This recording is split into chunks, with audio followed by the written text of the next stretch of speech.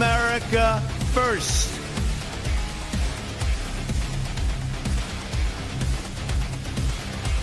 Political bullshit. It's time to raise response.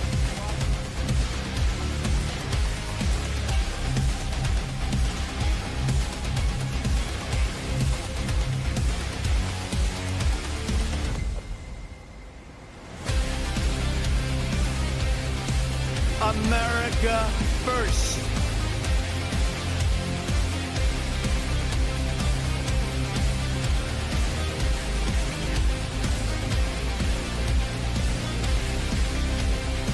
But it's political bullshit.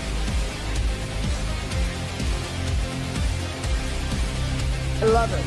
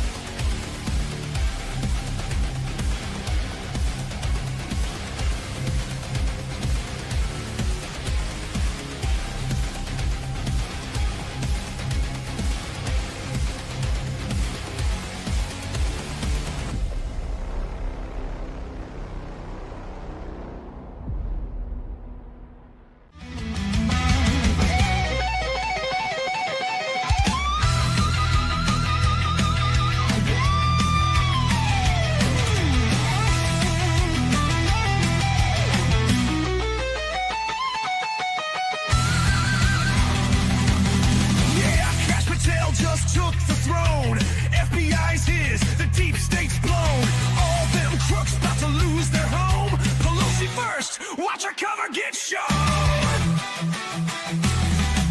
Clinton shaking, her hands ain't clean. Benghazi ghosts still haunt the scene. Emails burn, but the truth still gleams. Now Cash got the files, know what that means. Obama shadow pulling the strings. Secret deals, undercover kings. Fast and furious, all them stings. Now Patel got receipts for the whole damn thing. Cash is here, yeah, the hammer's down. Swamp rats running, they leave in town. Deep state falling, no way out. Time to face the truth, no doubt. Jack Smith thought he had a plan.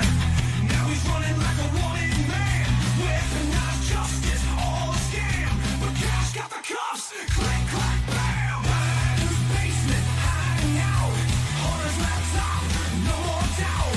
Millions stolen, check the route. Cash got a team that'll clean it out. Kamala laughing, but she ain't slick. Border wide open, crime so thick. Now Patel got a lawman's click. Time to flip the script real quick.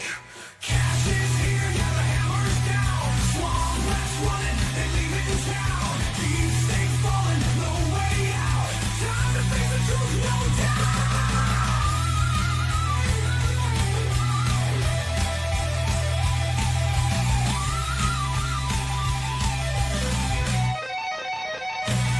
You know, for years, these crooked bastards thought they were untouchable. They lied, they stole, they rigged the game. But now we got Cash Patel running the show. And let me tell ya, justice ain't just coming, it's already here.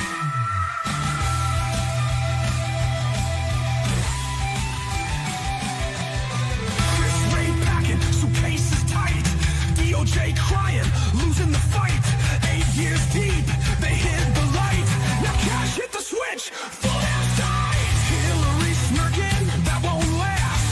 Subpoenas flying, moving fast. Bleach been wiped, oh, not so fast. FBI's his, we're checking the past. Nancy shaking, J6 lies. Videos dropping, caught in spies. Security down, she played both sides. Now Cash got the tape, surprise, surprise. Cash is here, yeah, the hammer's down. Swamp rats running, they leave in town. Deep state falling, no way out. Time to face the truth, no doubt.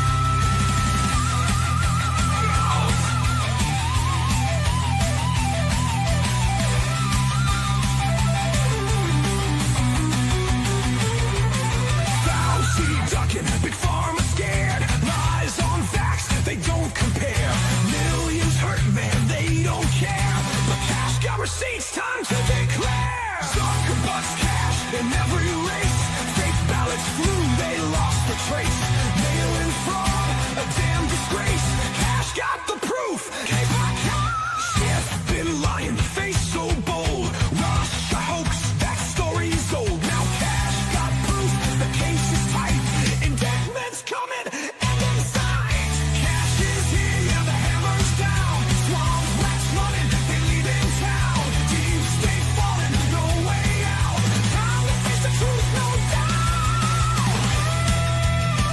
but it's political bullshit.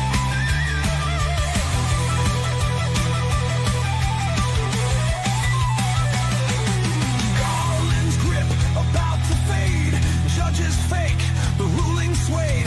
Trump got played, but God is made. Cash the night, justice paid. MSNBC about to crash and burn. CNN lies, it's their turn.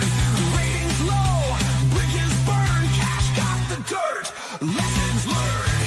Patel's in charge, the swamp is dry. Crooks exposed, no place to hide. Deep state gone, we took that ride. Trump is back, America's pride. Cash is here, yeah, the hammer's down. Swamp rats running, they leave in town. Deep state's falling, no way out. Time to face the truth, no doubt. Merged and rigged the whole damn case. Cash to Dems, man, that's disgrace.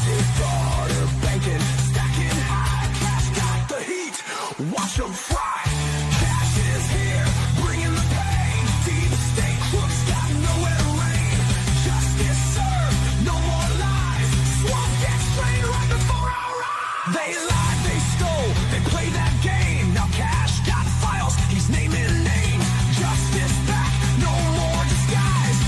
FBI cleanse, watch 'em rise. Cash is here, yeah, the hammer's down. Swamp rats running, they leave in town. Deep state falling, no way out. Time to face the truth, no doubt.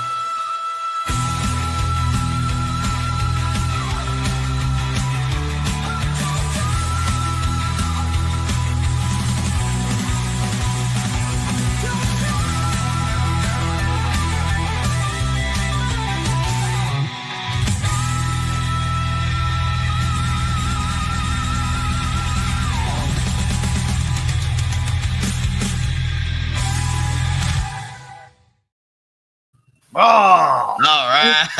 thank you. Different Views, episode 18, Here we go, baby. Friday the 22nd. I think we messed up again on our own Facebook channel. Oh, we did. It's not showing up when I'm going to it, but it's actually showing that we're streaming in the stream thing. But I don't see it on our actual Facebook Same Cues, Different Views Facebook group. And then I think I may have also messed up on Instagram because it's not showing. But the thing at the top, we've got check marks all the way across the board on Facebook, YouTube. Are we live on Instagram. Facebook? Can Yeah. you go? I'm live on my Facebook page. Oh, okay. Yeah, we got check marks all the way across the board. Facebook, YouTube, Twitch, Instagram, Rumble. And it says the Same Cues, Different Views page, too. It's got a green check, but apparently something went wrong. But anyway, we'll get this shit lined out before it's over with. But welcome to Same Cues, Different Views, episode 18. We are your hosts, Parabellum and myself, X7. We'll be joined by Big Country shortly. He's got some family stuff he's attending to at the moment. But we've got a pretty good show lined up for you guys tonight. A lot of stuff's happened this week. As usual, there's always a lot of stuff here lately, seems like, coming out. But we've got financial news. We got some breaking news we're going to go into first, but we got some financial news. We got solar and wind energy, little thing we're going to go over there. Some corn comms is what I decided to call them. I think there's probably other people calling them that too, but you know, whatever. Cracker Barrel news, Trump and Zelensky, stealth bomber, BB. We went over this on some of this on episode 9, I think, but we're going to go right back to episode 9 for some U1 info that's starting to kind of rear its head up. We're going to show a little clip from episode 9. I've got something I want to go over there within episode 9 that I had said back then, and kind of it gave me a smile. I'll just say that. But I then thought it was pretty neat. well, you've not got to see what I'm talking about yet. You remember episode 9, but there's something I said in there that actually came back around. Was very shortly after episode 9. So I'm gonna touch on that.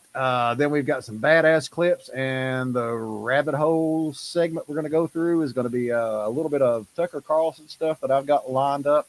which I thought was pretty interesting. But hey, it's happening, people. It's happening. Bolton.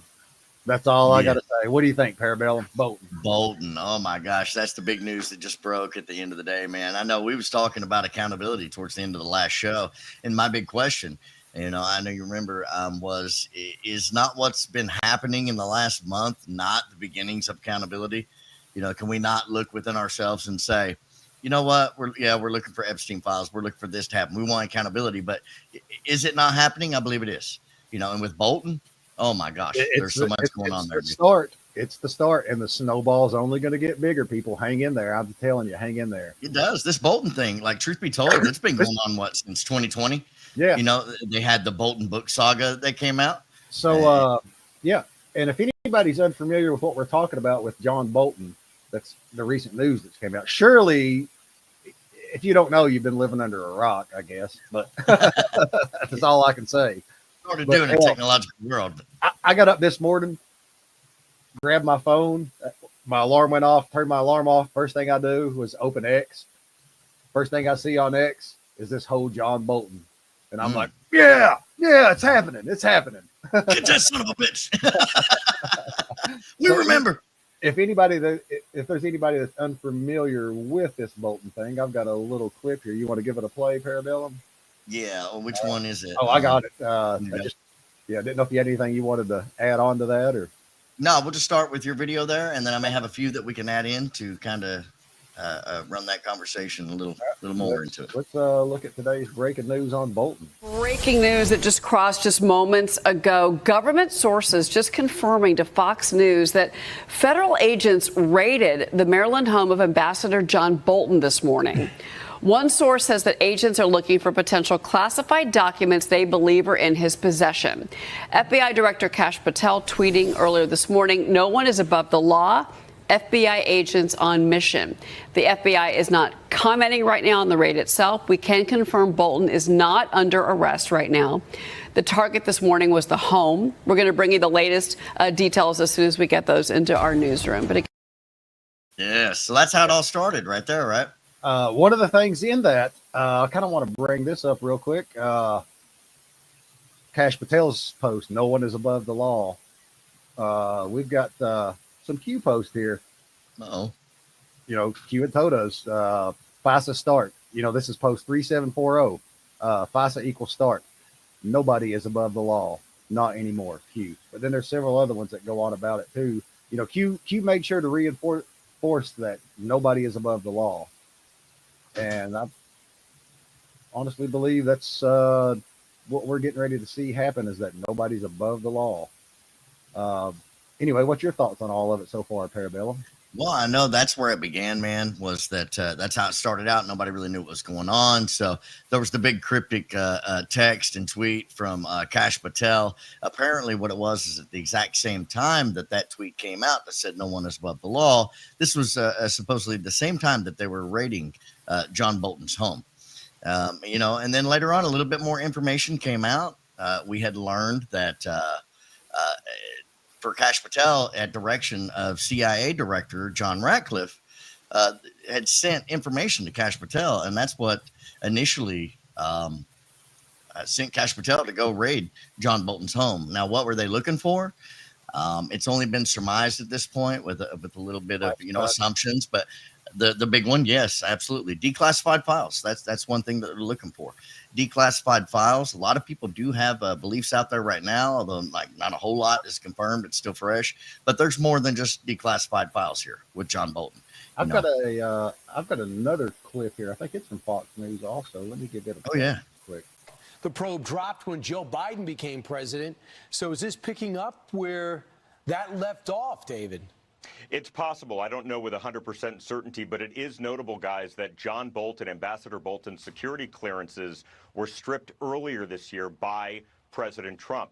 Tulsi Gabbard, the director of national intelligence, took that security clearance away. They had concerns. The administration had concerns about Ambassador Bolton still being able to access some of these documents and have some of those security clearances. It's also notable that John Bolton had a security detail as well.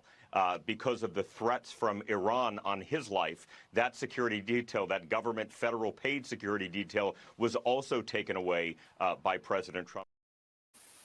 All right. So, Yeah. anything you want to say? Yeah. There? Okay. So that's, I'll let you go again, first. that's the progression of the story. I guess I should go back a little bit. Like I'd mentioned earlier, all of this began with John Bolton, I do believe, in 2020. And that started with what maybe a lot of people forgot about, or we weren't really watching it in the news back then. It was Democrat run legacy media, but there was, some good conservative heroes out there maybe you heard about. It was about the John Bolton book saga. Okay, so basically what happened is that in 2020, John Bolton came out with a book, and it was called The Room Where It Happened. Okay. And the big stink that happened with that in 2020 is that Republicans were accusing John Bolton of releasing classified information in that book, having it published and then released classified information.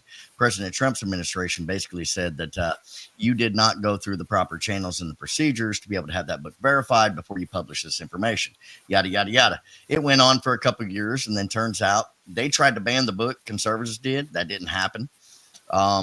And then eventually the book was published, but not before the end of, I'd say around, about 2021, in front of the judge. The judge actually allowed for the book to be published, but had some words for John Bolton at that time. And those words were basically, what you have done here and what you've released in this book, I cannot condone. It is absolutely inappropriate, the information that you released. But still then, because it was Democrat-controlled media at that time, they did nothing. They did nothing to John Bolton. So then you hear, you see later on, we're back at this John Bolton ordeal, right?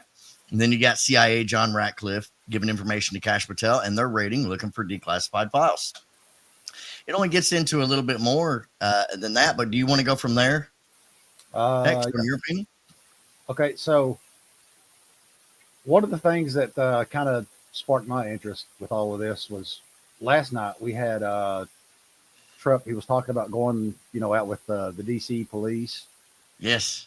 And the National Guards. What a patriot. Yeah, that was last night. And then all of a sudden this happened. So it did come out. I think I'd read on, it seemed like it was on the New York Post website, that it wasn't just John Bolton's home. They also went into a DC, his DC office, if I'm not mistaken. And so, yeah, they did. I made that post the other day on Facebook. I think kind of what I was getting at is Trump going with them because there's going to be some kind of shit go down, something happen, is kind of what I was getting at in that post. And then wake up this morning, bam. And they also, I think his DC office, it said, was on Main Street in DC. Yeah. But, they had raided that too. So that was kind of wild. Absolutely. Yeah. You got a lot of guys on X that have been following this John Bolton since 2020. And I can't remember who it was, Benson Report or something like that. I can't remember what his name is. Big bald guy. He talks almost like JFK, but, conservative, good guy, patriot. But he was predicting that as well. I think on a show last week, he was telling everybody, hey, this is getting ready to happen with John Bolton. Boom. There it goes, baby. Well, here we are.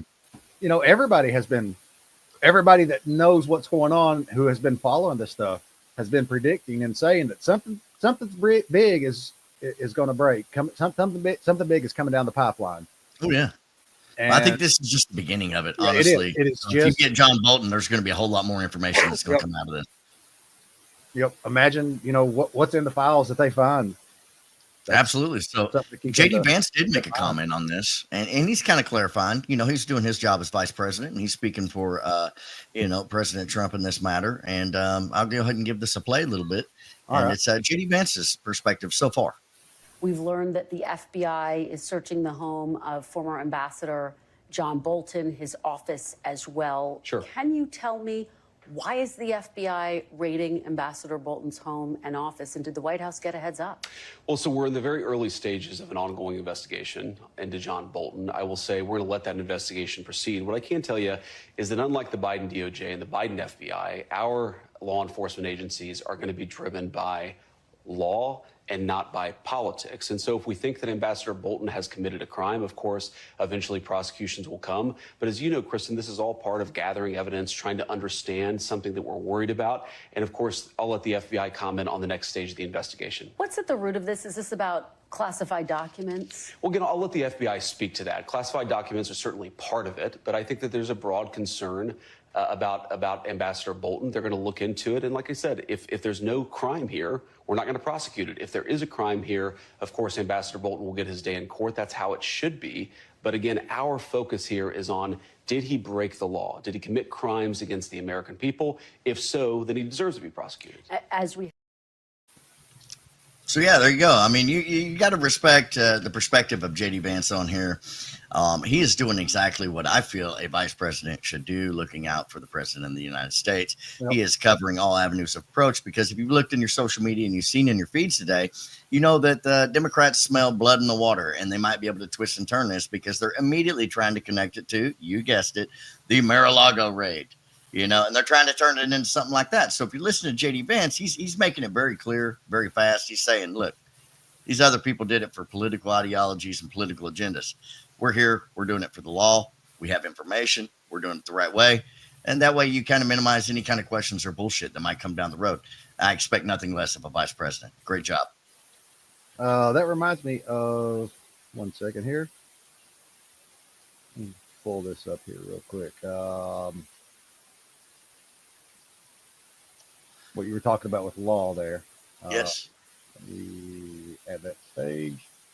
So we got some, just like you were saying, Q3724, it must be done right. It must be done according to the rule of law. It must carry weight. It must be proven in a court of law. There can be no mistake. Good things sometimes take time.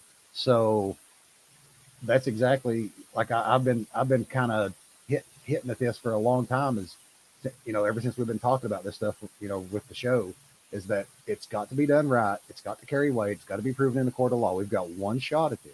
And if we mess this up, then we're screwed.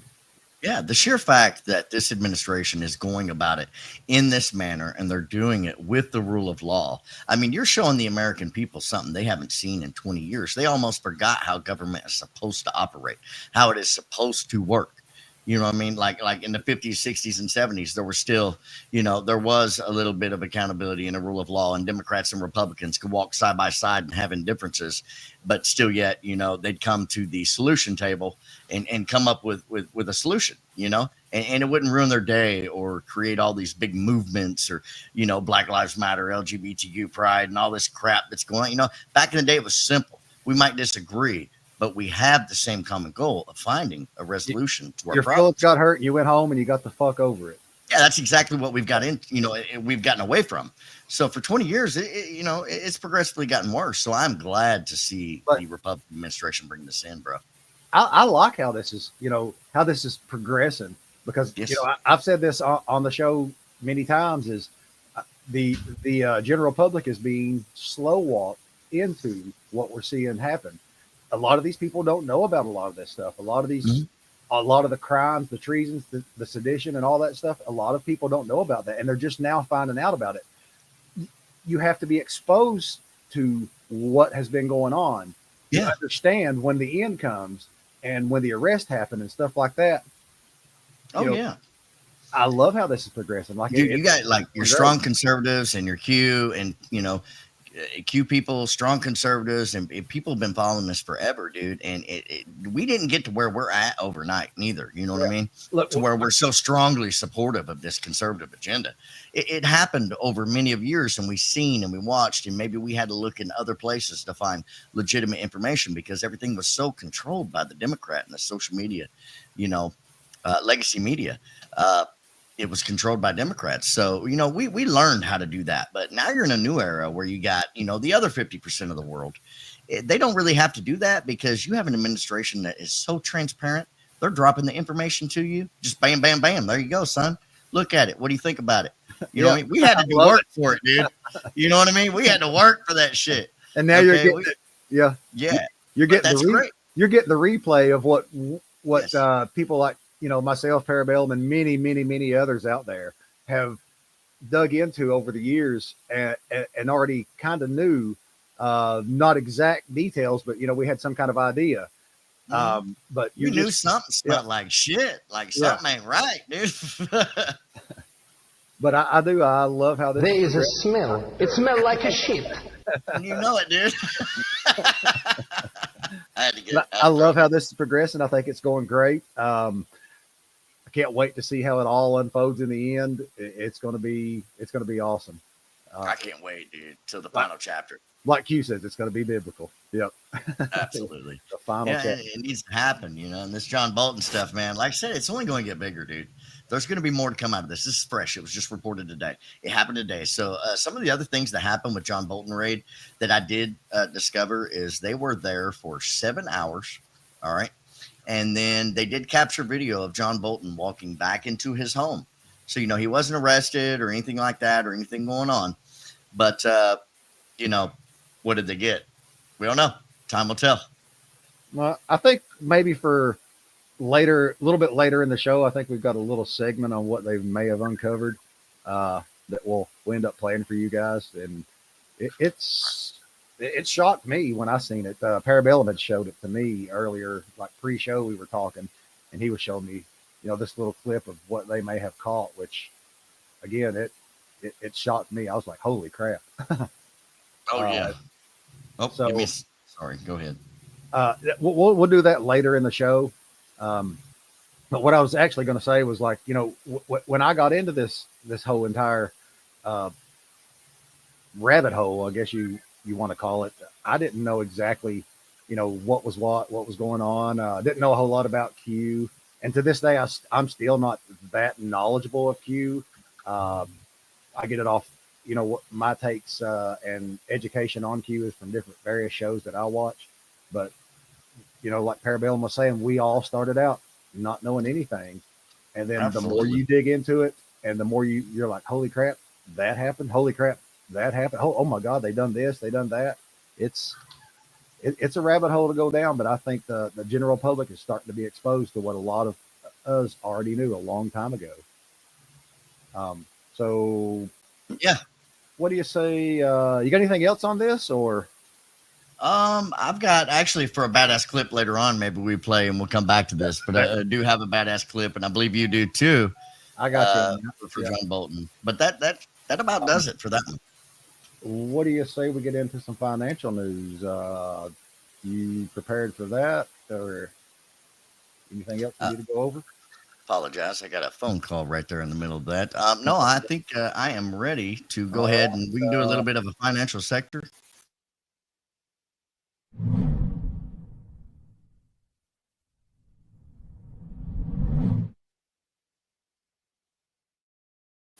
All right, financial news. What you got? All right, here we go, baby. Parabellum. I don't know why that says 4546, but it's 4547. I accidentally typed it in incorrectly, but anyways. Yeah, we all make mistakes. But anyways, here we go. I'm going to go ahead and jump in. The financial sector. Oh, go ahead.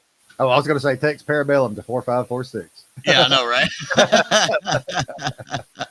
But not a big financial sector. There wasn't a whole lot that really like so many events that happened this week, guys, that reported. But we do have the basic information. But the things that did happen were absolutely huge. So anyways, here we go. All right. Let me get that.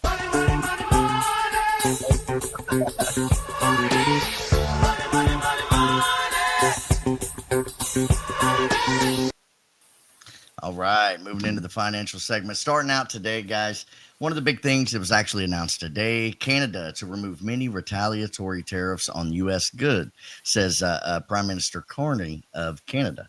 So basically, Carney has caved on the American tariff war. Okay, President Trump and Prime Minister Carney of Canada, they had a phone call on Thursday this week. Let me go ahead. There we go.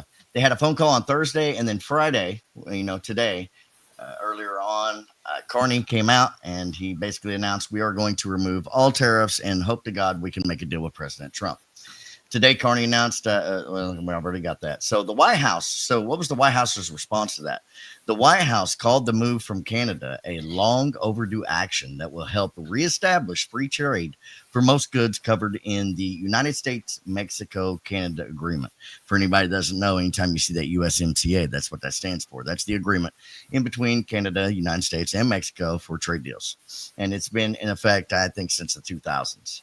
But one thing I had to say, God bless the deal maker in chief, President Trump, for being able to make this happen. Moving on, we got the, go ahead. You got something? Oh, no, I was just with you.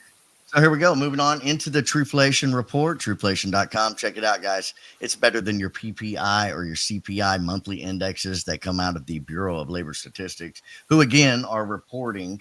Let me get my laser up here. Who again are reporting 2.70% inflation.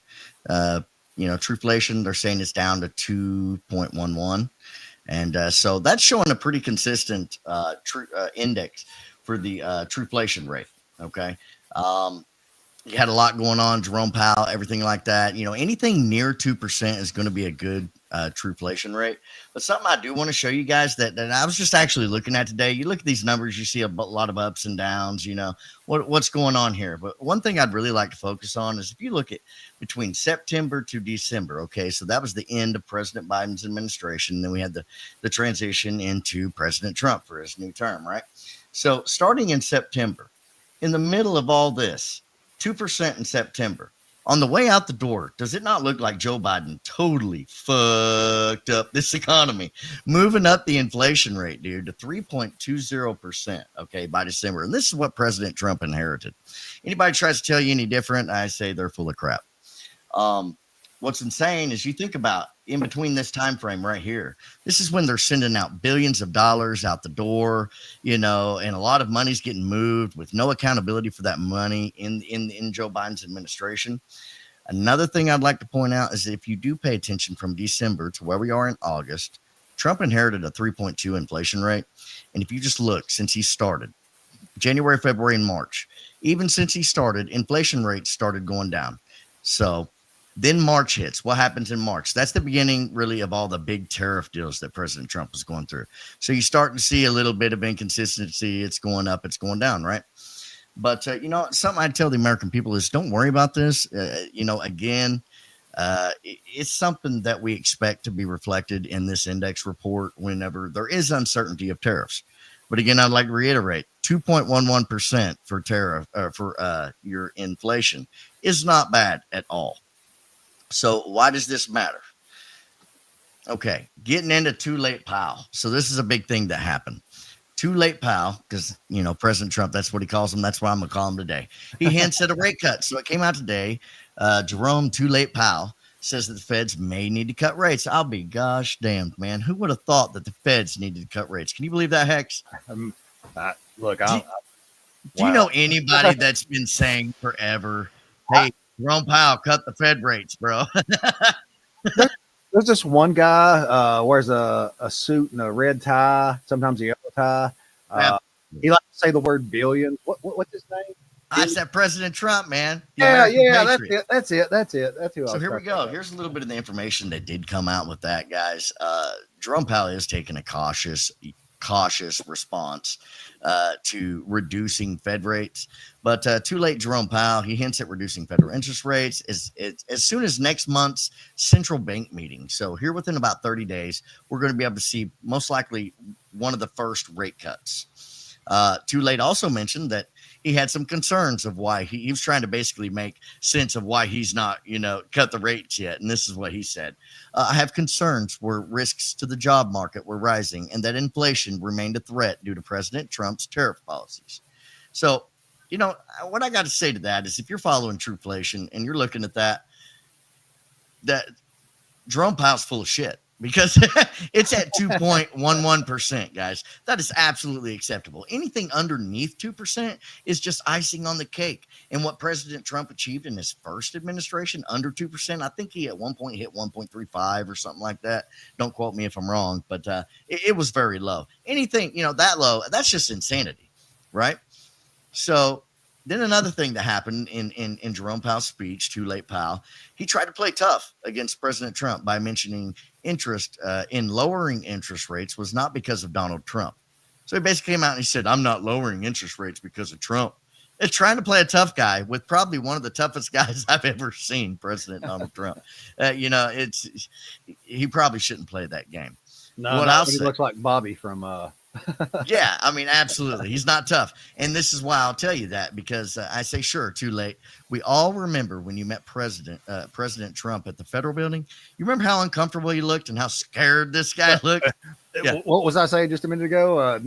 He looks like Bobby from Ernest. Ernest, yes. Yeah. Oh, he does, man. That's what he reminded me of. And he was Ernest Scared Stupid, bro, right there on the federal building day. I'm telling you. So, time for, trying to play tough right now doesn't work for you, Jerome Powell. So all he needs to do is go ahead and lower those rates. So basically, another thing that happened, President Trump, he repeatedly stated lowering interest rates is the last piece of the puzzle to complete his economic agenda. And I remember hearing President Trump say this numerous times, and that's why he was so vocal on getting Powell to lower those rates. It's very important that those rates get lowered, man, because that basically it's easier for people to borrow money. It costs less to borrow money. It costs less for banks to lend money out to people who maybe want to buy a home.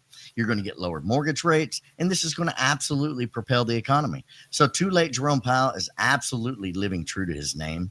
And a couple things that I'll tell you, it's now projected that Powell will look to reduce the interest rate cautiously. Yeah, here we go again. He's trying to be the smart guy. Cautiously at a 1/4 point decrease twice by the end of this year. So you may see a 1/2 point decrease by the end of the year, and that's a small beginning, but at least it's a beginning, So kind of a little win there for President Trump.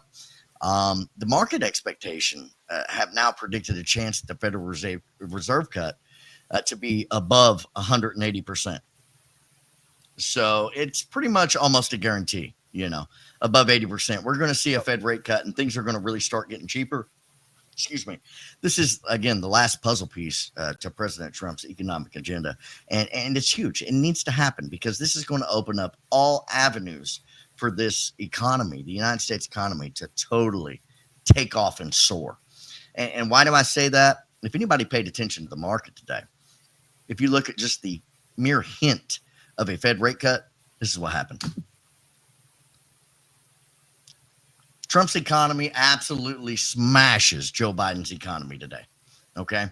The Dow Jones index soared over 840 points just at the hint of a little bit of a rate cut. Okay. 45,625. The NASDAQ also jumped 381 points. And the S&P 500 still, again, working towards an all-time high. They broke so many with the S&P and the NASDAQ. They're regaining anything they lost pretty much throughout this week because the entire week, the market pretty much stayed flat, guys. It stayed absolutely flat. Nobody was budging all week because we were waiting on Jerome Too Late Powell. Doesn't that make sense, Too Late? We had to wait 5 days because he's too late to say something. Something I'd like to put in there for you guys. This is what I've been waiting on for the Dow Jones to break its record of 45,014 on a close. This has finally happened. I'm absolutely ecstatic about this, Hex. I'm so glad because if you pay attention to it, the previous close record was December 4th, 2024, and that was under who? Yeah. The Joe Biden administration. Guess what? He no longer has that achievement. President Trump just stole it. He's MVP, baby. And then, the intraday high, that was also broken today at 45,207 points. I believe at one point today, the stock market was even almost up 1,000 points, which is absolutely unheard of, bro. Absolutely unheard of. So today was a very big day for the market. And then, yeah, we're going to have to see what comes, man. If more rate cuts come, I'm telling you, all the tariff deals that President Trump made, everything that he's done, utilizing, taking China out of the equation, putting the tariffs on all the other countries, putting America first, looking into raw minerals, everything that he's done, computer chips, all of it. It's all going to come together, and we were waiting on this right here. So just hold on to your britches there, guys. It's about to get real good for the little man. One final thing that I'll go ahead. Oh, I was going to say, I hope so, because well, that's the thing. I got paid today and 90% of my paycheck is gone. Yeah. Well, you've already seen wage increases under the President Trump administration. I think well over 1,000. I think monthly. I can't remember if it's monthly or annually, but you're already seeing that. And if you remember, in the previous Trump administration, families, working families like you and me, and every commoner that's out there, low class, and low income, and middle class people, under the first presidential administration, I think we ended up making $3,647 more dollars a year under a President Trump administration compared to a Barack Obama or a Joe Biden. So it's proven that Trump economy works. Gas prices is what I'm real like. It's costing, like I'm spending $100 a week. Absolutely. Gas prices are going down. They are still a little high because we remember the previous Trump administration. It was down to like, I think $1.99 was the lowest that it hit. It was near, With the let's talk about this just for a second with the gas prices. Mm-hmm. All right, so we went recently to Florida for vacation down to Panama Beach. Further south you go, the cheaper it gets, baby. Yeah, and like I'm like, why? Well, I guess I kind of understand why, because Florida is a Republican-controlled state. You got DeSantis in there. Mm-hmm. Here we are in Kentucky, and we've got Jackass in there. Oh yeah. I'm assuming maybe is it Republican-controlled states that's got the higher gas prices?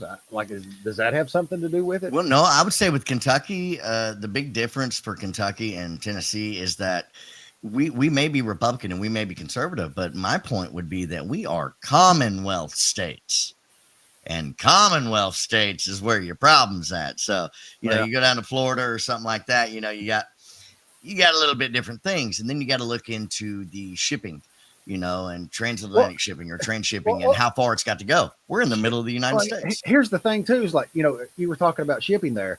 We don't live very far from an oil refinery, just right up the road from is Ashland. No, the big oil refinery there. Kentucky's known for coal. They ship all this gas out from there. It seems like the closer you get to Ashland, the higher the price gets. Mm-hmm. The further away you get, the further north you go. That's the basic way that I can explain it. Is if you start at the south tip of Florida, it doesn't matter which direction you go from the refinery. It's like the gas prices get higher at the closer you are to the refinery, and the further out it's cheaper. And what don't make any sense to me is like, they've got this fuel, they got to truck it to these stations. Mm-hmm. If you're going further out, it seems like the price would be higher. Right. I don't know. Maybe I'm just stupid. I don't know, but it just didn't make any sense to me. Let me look here. And it's been like that. It's not just here recently. It's been like that here, ever since I can remember. Ever since I was, got licensed and, driving. Anytime I went toward Ashland, out that way, mm-hmm. It was the same way. Well, there's a couple little things here with a little bit of an AI response. Just looking now, say Kentucky's higher gas prices in specific areas are likely due to the combination of a recent state gas tax reduction, increased summer demand, and the switch to a more expensive summer blend gasoline, and higher local demand in major population centers like Lexington and Louisville. So there's your Democrat stuff right there. You know what I mean? And then you got Andy Bashir. You got Andy Bashir, and you're in a Commonwealth. That's what I would say. You got Andy Bashir, a Democrat governor, okay, and you're in a Commonwealth. And even though that it's there, that's not going to help you because you got a Democrat running that shit. And they're going to cost you money every freaking time when it comes to coal, gas, energy. They're going to cost the American family money. Yeah. I know it don't make sense. I appreciate you bringing that up, man. But anyway, I didn't mean to interrupt you in the middle of your financial report, but continue. No, you're okay. Let me put that back up there. Okay, so the last thing that I've got is there actually was a little bit of a deal. It hasn't been confirmed yet, but President Trump did come out and make statements today. That was breaking news. Deals on wheels, baby. USA and Intel, the technology company Intel. Trump says Intel agreed to give the United States, a stake in its company. And so Trump basically came on and he announced to the world today that Lip Bhutan, president of Intel, has agreed to give the United States 10% of its company to become a trade partner with the United States. So basically, they made a phone call, the way that it worked, and I think it was like a week ago. And then in that phone call, Lip Bhutan, the president of Intel, said that he would absolutely agree to become a trade partner with the United States. So what is 10%? 10% would amount to $10 or $11 billion deal for the United States. That just happened. Funny thing about Intel is the Japanese technology giant SoftBank announced it was going to accumulate 2% of stake of Intel. So you see Intel, they're really a struggling company and they're starting to go down, right? And Japan is starting to move in on these guys and they're trying to take over. You got like NVIDIA and AMD and Apple and all them people. You know, they're really trying to move in and take Intel out of there so they can accrue a little bit more for themselves. So what happened is Lip Bhutan came to Trump trying to basically keep his job. He knew that the wolves were on his heels, and he tried to strike a deal with President Trump. And Trump basically told reporters that Intel made a mistake over the years by moving their company overseas. This is a bad thing that Intel did. You know, in the last decade, they've moved a lot of their jobs over to China. They've moved them away from America, which is definitely not what President Trump's administration is about. And Trump said, you know, you should work on bringing Intel back to the United States. Okay. And if you're going to do that, then I feel that if I'm going to give you a boon and I'm going to help you out, Intel, when the wolves are at your heels and your company's about to go down and you're about to lose your job, you need to pay me $10 billion. Art of the deal, baby. Gotta love President Trump. Yep. And that's it. That's what I got for the financial segment today, guys. Awesome. Well, I've got probably, I don't know, maybe this may tie into the financial segment a little bit, but oh yeah, I wanted to kind of touch it. Like I'd made this post on the White House page the other day, based off of a post that Trump had put up talking about solar energy, wind turbines and stuff like that, and saying that we're kind of done with this. So yeah, I had to comment on it. I know that blowed up for you, didn't it, man? Yeah. You got so many economists and liberals out there. Like, save the windmills. What the fuck? I caught a lot of shit by the left on this post, but I had to make it because, like, I don't know. Anyway, I'd posted, anyway, I forgot all about that little graphic. Good old Homer and the windmills. He's, So anyway, I'd made this post here the other day on X and on the White House's page. And I said, people going on about solar and wind energy sources to reduce pollution need to remember that it takes oil, gas, diesel, and coal to mine and manufacture the materials needed for solar and wind energy sources. I mean, that's something you really got to keep in mind because if you're mining this shit, you know, the materials to produce these things need to be mined out of the earth, and it needs to be processed. It needs to be turned into raw material, and then it needs to be turned into parts and products to build these things. So I said that, and I said, I'm sure the cost of that entire process for mining earth and making a working product isn't cheap.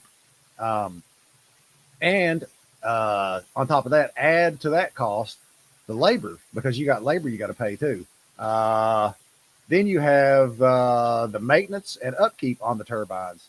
Just like anything else with moving parts, it requires lubricant and a workforce to maintain them.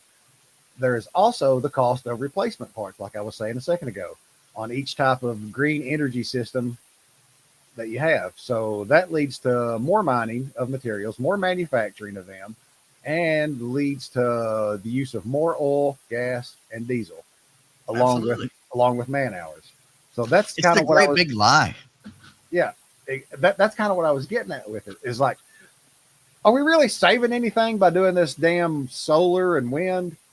Like, are we really saving any money? Is it really cheaper? Or if you really look at the statistics, you know, the detail, you know, are we coming out ahead in this? And I don't think we are, in my opinion. Like, to me, I've always heard it.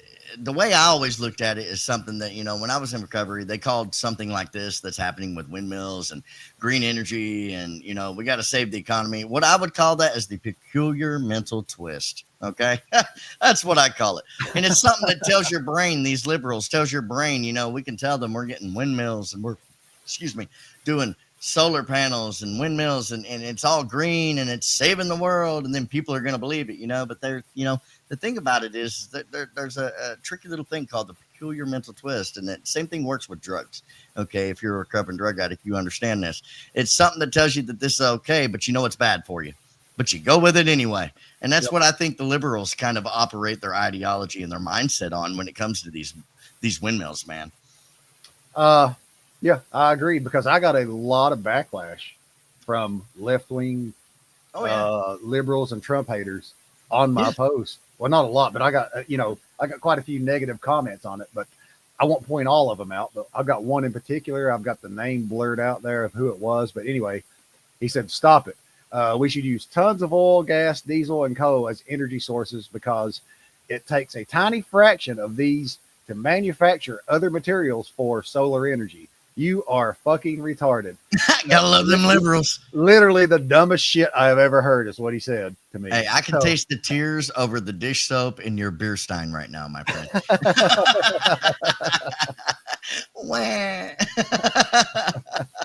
So that got me. I was like, nah, I'm not doing this. I'm not going to let them post that shit and me not have some kind of say in this. Oh yeah, he got in a Facebook war with same cues, different views, baby. He doesn't know that we actually do research and we're a little bit of a group here and we get things done and we find facts for people. So he was talking.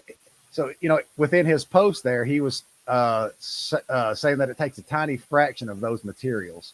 So I looked up. I wanted to find out, what does it actually take to make a wind turbine? Like how, as far as materials and a breakdown of what goes into one single wind turbine. Now keep this in mind, one single. So one single turbine, and I've got highlighted here in red. Let me make this a little bigger so you guys can see it. I've got highlighted it here in red. It takes 66 to 79% of the wind's turbine mass to be made up of steel. 66 to 79% of the turbine's mass is made up of steel. Then you got concrete. Concrete for the foundation of the turbine. Quantities potentially hundreds or even a 1,000 cubic meters. What was that? Yeah, or even 1,000 cubic meters, along with steel reinforced rebarb. So you got hundreds, of cubic meters and steel reinforced rebarb in there. That's more steel, and that's a lot of concrete. And you have to manufacture concrete. Steel concrete. You're having oil, gas, diesel, all that stuff involved in the manufacturing of that, to truck it in to the plant to get it processed and then to truck it back out to the, that's still you're a whole paying lot. money all the way through that process. Fiberglass resin or plastics. Within the one wind turbine, there is 11 to 16% of the turbine's total mass in plastics and resins. So you've got that, and then copper. This was a big one too. For one wind turbine, copper essentials for electrical components within the turbine is 4.7 tons of copper for a 3 megawatt turbine. Mm-hmm. So then you've got aluminum, which that's hold on that copper. I do have a little bit of okay. Now that copper, I'm going to go ahead and break out my crystal ball right here, right now. You said 4.7 tons of copper, right? Yep.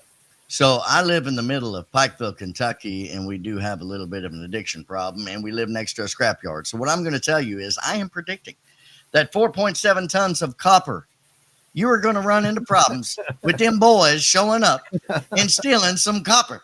Okay, your windmills ain't going to work. They'll get them, boys. They're going to get the copper. They're going to make the money and buy their pills. Okay, I'm telling you. So definitely another reason, bad investment. Why do you think we don't have windmills here in Kentucky? Absolutely, dude. Or at least in the area where they can't keep the copper in them. Yeah, they can't even get it wrapped. Yeah, come on into Stolen. They come back. Hey, where'd that copper go? I don't know, man. Come on into Eastern Kentucky, put your windmill up, see what happens. Absolutely, dude. It's not going to work. So, I'm sorry to interrupt, but all right. Important. So, aluminum. Aluminum is a really small amount. It was only like 0 to 2% of the turbine's weight is aluminum, but rare earth elements like neodymium. Yeah. Neodymium. Dymium. Neodymium, yeah.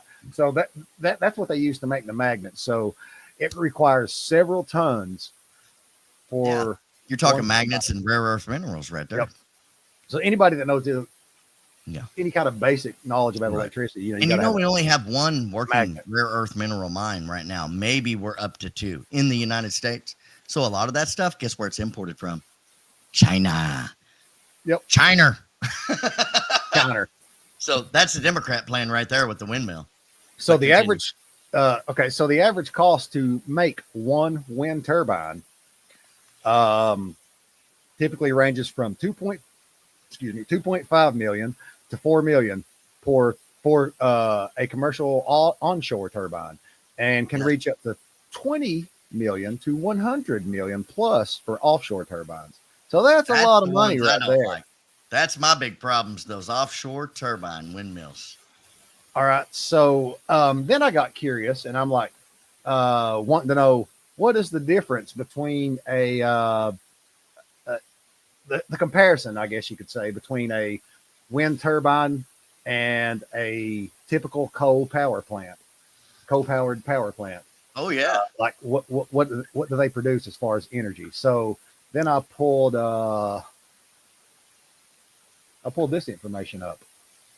A single wind turbine can generate Next to nothing.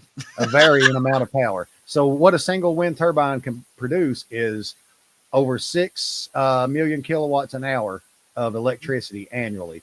This is generally enough to power roughly 1,500 average households. So what does a coal power plant produce? A coal power plant roughly produces 3.5 billion kilowatts an hour versus 6 million kilowatts an hour by a wind turbine. And a coal power plant, if you look here on the screen, a coal power plant can produce enough kilowatts of energy to power. I'm sorry, I lost my place here. Okay, to power approximately 4 million typical household light bulbs. So 1,500 households on the wind turbine. How many light bulbs would you say is probably within 1,500 houses? I'm going to probably take a wild guess here and say 800 to 900 light bulbs within 1,500 households. Yeah. It's next to nothing what a windmill can produce. I mean, that's probably maybe over exaggerating a little bit. 800 to 900 light bulbs. No, I doubt it. I would say it's more than that. On a wind turbine? No, I'm talking about how many light for the bulbs. houses. Yeah, in 1,500 homes. What I'm saying is, would you say there's probably between those 1,500 homes, there's probably 800 to 900 light bulbs, or less, or more? Am I over exaggerating? Total or for each one? A total of between each one of them, like 1,500 homes. If you took all the light bulbs in those 1,500 homes and added them up, is what I'm saying. Oh Lord, that's going to go into the thousands, I do believe, and especially depends on the time of year. Wait, no, I wouldn't say thousands. I mean, like, okay, what I'm saying is you got 1,500 homes, like right now, right? And you went to each of those homes and counted the light bulbs in each of those homes. In 1,500 homes, yeah, there's going to be at least 20 to 30 light bulbs in each home. So would you say it's around 800-900, or would it be more? I don't know. I'm sure. I'd say that's a close, good guesstimate. I would surmise it'd be a little bit more than that. Okay. All right. But, now let's look back at coal. Coal could power 4 million typical household light bulbs. So 4 million light bulbs. Imagine how many households that is. I don't know. It didn't really say, but that's quite a few thousand households. I would probably be safe to say, wouldn't you? Oh, absolutely. Here. I got a statistic for you. If you don't care, I'll share screen real quick. You remove that, and I will pop one up. There you go. So brother. I was looking up while we were doing this. Basically, let me add it to the page here. Okay. So basically, let me go over here and make it bigger for you guys. All right. So how many windmills would it take to power the entire United States? Now, this is including Las Vegas, Nevada, and all these areas and everything. If you look at this is their guesstimate of how many windmills it would take to power the entire United States. Just this alone. approximately 583,000 to 1.26 million wind turbines to power the entire U.S. electricity consumption. So, with that in mind, where the hell are you going to put all those? You know what I mean? It was always a failed idea. It was always a failed. Well, You don't have the land for that. Again, you've got the whole, when I was getting at with the oil, the gas, the diesel that's being used and stuff like that. Mm-hmm. Are you really saving the environment? No, you're not. I got actually So- another one for you as Okay. far as saving the environment. Let me stop that screen there. So I told you earlier, Hex, one of my biggest problems was not really so much with the, on land windmill turbines, but the offshore turbine windmills. Those are the ones that I have a really big problem with. And there's a lot of reports that go with that, right? So something I'm going to share here is something that Democrats absolutely hate anytime that you share this. Okay. Let me make sure that I've got this up here and you guys can see it well. Okay. So my big question was always this. Okay.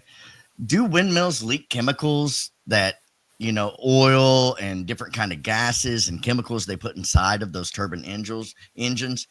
Do they leak and do they go into the ocean and do they actually harm marine life?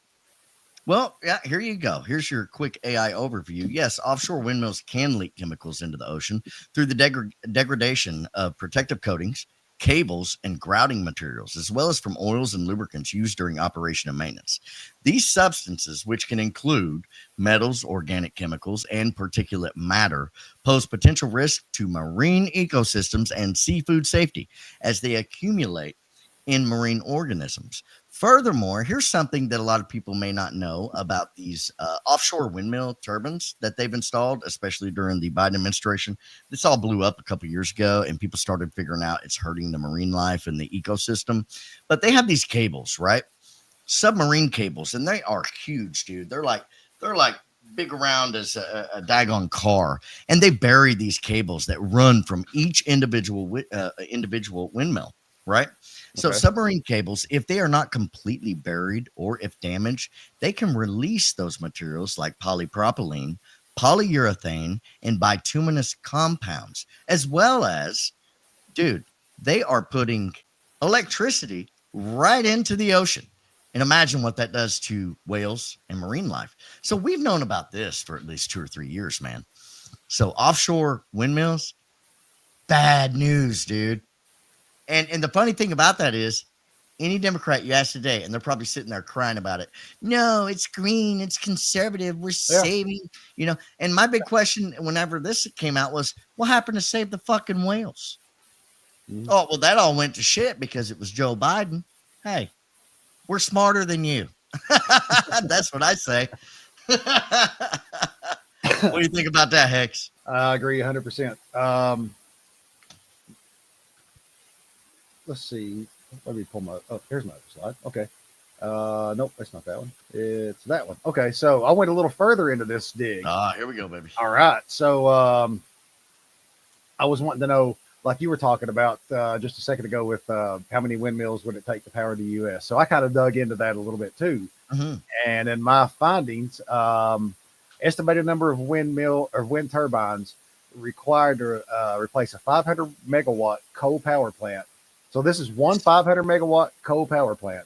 How many wind turbines would it take to replace that? So then it was, capacity.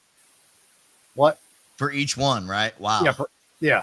So one 500 megawatt coal plant, and I'll get to the total here in a second, but it gives you like a bunch of different factors taken into place. I'm not going to read through all these, but like just different factors you have to take into account for the wind turbine in order to perform and at its maximum and produce the power or equivalent of a 500 megawatt coal power plant. It came out that it was 221 turbines is what it would take to produce the same power as a coal power plant producing 500 megawatts of power. 221. But there was a conclusion to this, and this is the kicker here. which I really thought was interesting. Based on these averages, average capacity factors, approximately 221 modern wind turbines would be needed to produce the same amount of electricity as a 500 megawatt coal power plant operating at typical capacity factor. It is important to remember that this is an estimated based on average and intermittency of wind power means. Yes. So, yeah, there's no wind, it don't go, baby. So this means the birds live another day. That this means that wind turbines would require backup energy storage and that would be necessary to ensure a consistent power supply when wind conditions are low. Like Powered by none other than what? So what would they power that with? Backup energy generators. Yeah. So if your wind turbine is generating energy and then all of a sudden there's no wind blowing, it's not generating energy. Yeah. Then your generator's not got no fucking energy. Prime example of this. So you would have to Tesla use cars, bro. Yeah. Tesla cars being powered by gasoline freaking generators, dude. You would have to use conventional electricity means to power the generator. And on top of that, these generators have to be built. These generators ain't free. So like a lot of the comments I got on this made me wonder, like, do these people, like, Big Country made this statement several times. You got to read past page 1, motherfuckers. You do. They just take what's told to them and they run with it. Do they think that these parts to build these machines are just pulled out of a magic asshole? Yeah. Like, what the fuck? Like, by the way, don't eat the chocolate bunny rabbit that comes out of the magic asshole. It's not chocolate and it's not magic. Oh man, that'll take you down a nasty rabbit hole. But I mean, is that what they think nasty comes from? Like, do they not understand that you are using fossil fuels, natural resources to produce the parts to make these wind turbines? You're not really winning. They may understand it, but they refuse to admit it, dude. They refuse to admit it because that's the liberal mental block. Okay, there's another word for you from a recovery type deal. Mental block. They refuse to hear the truth. So anyway, I thought I was done. So I've made all these screenshots, a lot of these screenshots in my post there on X as replies. And the last reply I thought I was going to make is I made just a reply of a microphone, like mic drop. And I didn't hear anything. It was crickets for a while, but had this come up yesterday as I was going back and looking. I seen this, in my notifications that somebody had put a community note on my comment, and it says, based on Lizard's 2024 analysis, the levelized cost for utility scale solar and onshore wind is lower than natural gas, oil, and coal plants, making them the cheapest source of electricity. So I was like, who the fuck is Lizards? Wow. So I got kind of curious and I started looking up this Lizard shit. But anyway, this is Lizard cost of it. Clearly Democratic. Yeah, they get a lot of plus symbols. Yeah. So Jesus.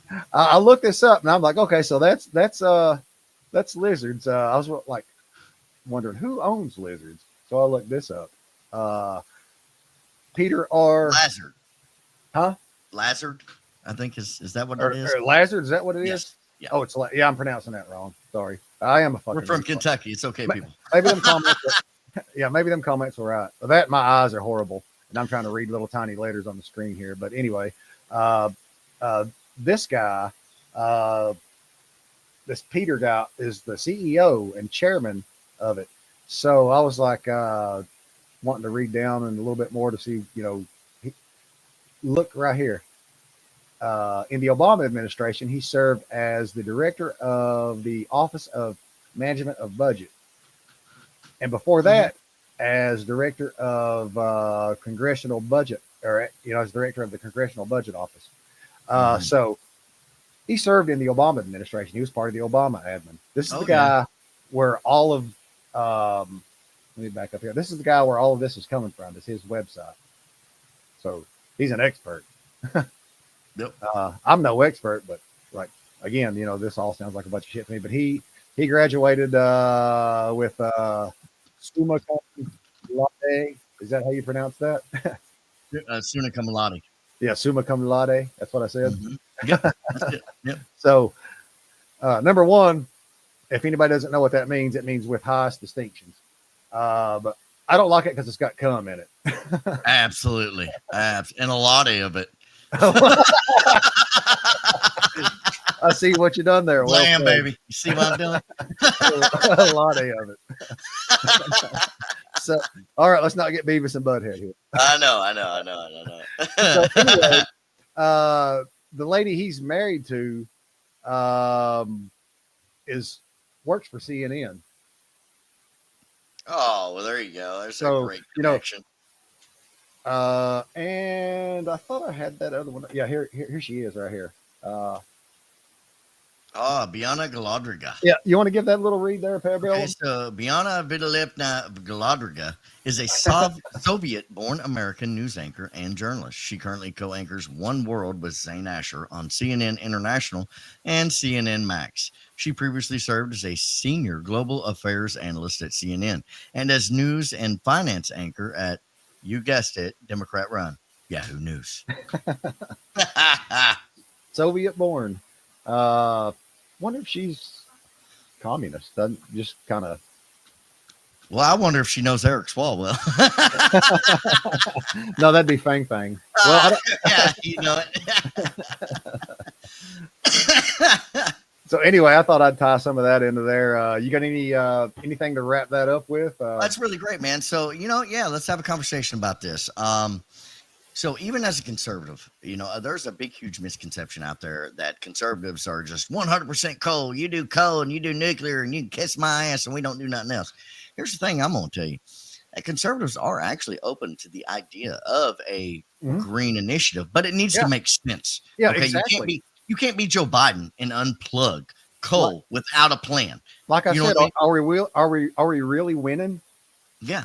What would be your most logical solution to green energy? If you had to choose one, which one would you pick that we have today? Do you have one? Me personally? Yeah. If we had one that we had to pick one. Are you saying we had to pick one that was actually working and was working and peer good. reviewed and was actually going to work? Yes. I would probably go with solar.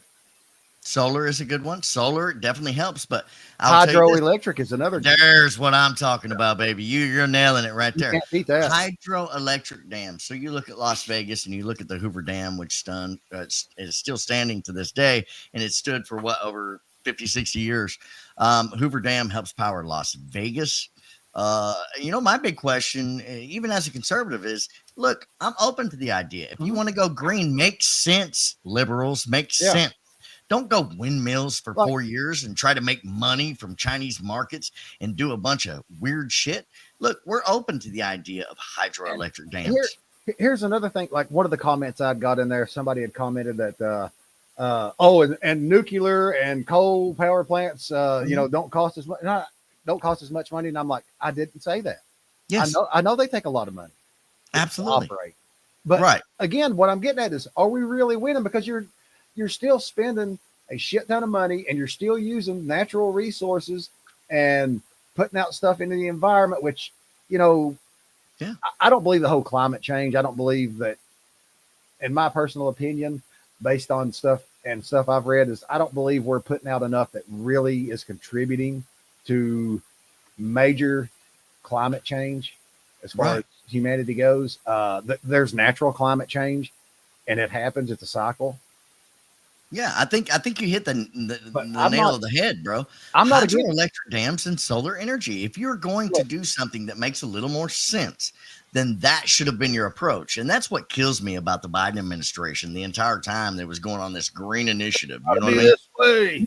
Yeah, you got to do this. You got to do windmills. But here's the thing, man. They had so many deals with China, and they were trying to make money overseas that lines the pockets of politicians and does not enrich the wealth of Americans, nor did it provide security of electricity, nor electricity independence for Americans. They're sitting there doing this shit, trying to go for green energy with windmills, when it makes so much more logical sense to go for hydroelectric dams and solar windmills. So here's the thing I'll tell you. Did you know that during that time in the Biden administration, somebody actually in Congress represented the idea that, hey, maybe we should go hydroelectric dams? And even some of them were even presented to be built in Kentucky. Do you know what the number one reason they shot down hydroelectric dams? This was their reasoning for shooting it down, and this was their excuse. Their excuse that the environmentalists used and caused a big hubbub and a fight about was that it destroyed the eco environment and it disrupted habitat and wildlife. Like, we might have lost the golden beaver. You know what I mean? Like, oh gosh, the bird of Anunnaki. Like, you know what I mean? Like, oh, it's gonna die. Oh God, it'll disrupt the food chain. This was their excuse, dude. And this is stuff they did to actively disengage the idea of hydroelectricity dams actually being built more often. And they pushed their green initiative energy of windmills by absolutely killing the idea of hydroelectric dams, which make much more sense. Is Las Vegas, Nevada, the last time you checked, is it still running? Are the lights on? Yeah. Okay. And I know there I are don't know. other Let's things go that check power it. I'm just kidding. Yeah, I know there's other things that power it as well. You know, you got a lot of nuclear and you got a lot of coal energy because there's so many megawatts that go down in Las Vegas, so much so that they had to create Hoover Dam, okay, to help power it. So I don't understand, people. Oh, it'll take out the beavers.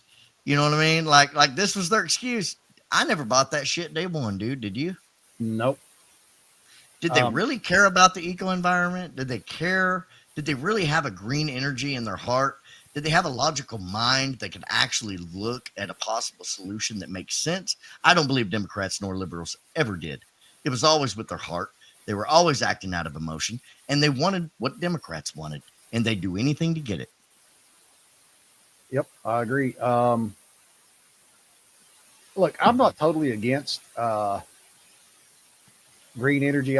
Like you were saying, like if we Nikola Tesla had came across the means to, provide free energy, if I'm not mistaken. So I'm not against it. But anyway, you're talking about the Anunnaki there too. You're not really talking about it, but you kind of brought that up, which kind of reminded me that we need to promote our upcoming show here on Same Cues, Different Views on September 5th. We're going to have Walker from Small Town Tattoos. We're going to have Big Country heading up the show, talking about the Anunnaki, the Anakim. Josh Baisden, my brother-in-law, he's going to be on. Absolutely. Josh is going to be there. Oh, boy. Yeah, what's up, big dog? It's going to be a good show, but we kind of want to play our little promo here for our upcoming September. Again, guys, this is September 5th, the Anunnaki rabbit hole. We're going to have a little bit of news at the top of the show, but not very much. But the bulk of it's probably going to be Anunnaki. Don't know how long we'll go that night. It may go on several hours or more. We may actually end up continuing on a following episode to wrap up the whole entire thing. But anyway, let's give our Anunnaki episode promo a little play here. Shout out to Small Town, Chris Walker, Josh Basin, Big Country, baby. We miss you.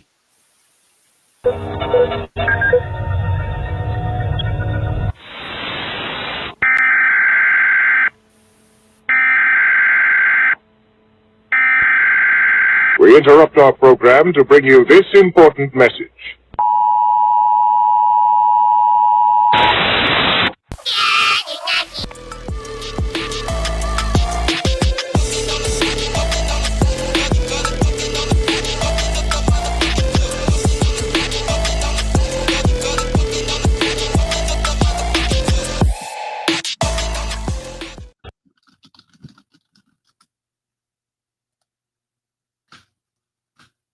Uh-oh. You're muted. I lost you. Oh, sorry. Yeah, well, I've done it again. That's all right. There's a little promo into the show. It was you the last time. But anyway, Anunnaki promo, September 5th coming up. If that's something you guys are into, check out our September 5th episode we got coming up. It's going to be really good. A lot of packed info on Anunnaki. I know Walker's really well versed in it. Parabellum and I myself aren't as much, but we're learning a little bit about it. I knew somewhat about it, but not a whole lot. but Big Country, Walker, and Josh Baisden are all well versed in it, and it's going to be a really good episode, a good rabbit hole to go down. Probably going to be one of our biggest rabbit holes we went down. Absolutely. I think it'll be really cool and really great for the show. I know that I'm somebody that busts chops and I do a lot of crazy things. I do want to make sure, hey, Walker, if you're listening, buddy, you know, that's just the kind of guy I am. There's no personal for that. And I absolutely enjoy for you to come onto your show and speak your point of view and put it out there for the people to hear, because I do promote that and I do love that. We are also, we tried it one night, but nobody commented in the chat that they wanted to join live on the show. But for our Anunnaki coming up, we're going to offer that again. If you've got any take on the Anunnaki, jump in chat, let us know, and we'll send you a link where you can be able to pop on the show and give 30 seconds to a minute on your take on, what you think about all of it and your opinions. So we'll be doing that too. So just want to keep that in mind and promote September 5th show coming up. Before we move into the next segment, you got anything else, Parabellum? No, that's it for me, buddy. As far as where we're at right now. Okay, so I apologize. I got to send a little bit of a text to my father real quick. He's having a little bit of heart trouble, stuff like that. I'll be right back. Okay, no problem. Prayers, and hope he's okay. Thank you, buddy. It's all good. All right. So we're going to jump into the next little segment here. Let me pull this up. So I thought this is the corn comms I was talking about. I don't know if anybody's a Q follower. Surely there's a few Q followers that listen to us, but Homeland Security had put this out. Coming soon, the Cornhuskers clink. And they posted a little picture here of corn, a little AI generated picture of corn with ice hats on, which I thought that was pretty wild. The Cornhuskers clink. I love the name. Alligator Alcatraz. Like, these are starting to sound like video game location names. Alligator Alcatraz, Cornhusker clink, or board games. Oh, you roll the dice. Oh, I'm on Cornhusker clink. Trump really started something here, buddy. It's taking off like a wildfire. So then you had Senator Grassley, Chuck Grassley, same day posted about corn. And he said, weeks ago I told of white silk was pollination, brown silk was corn pollinated. So he had been posting a lot of this stuff on corn, over quite some time, and it's it all kind of ties into Q. I do want to remind everybody, if you don't know the drop, there was a Q drop that said trust Grassley, and I think we seen that when it came to the Senate confirmations of Kash Patel and Pam Bondi when they were asked about QAnon, and Kash Patel and Bondi both said that they have nothing to do with QAnon. So what did Grassley ask? QAnon. There is no QAnon. There is Q and there is Anons. Grassley gave them plausible deniability. There it is, baby. Anyway, Grassley's giving us some corn comms here. So he says he goes on to talk about the pollination and when they're actually fully pollinated, each kernel will have a little indention in them. But one of the things that kind of stuck out to me in this was when there is a dent in the top of the kernel, the growth is complete.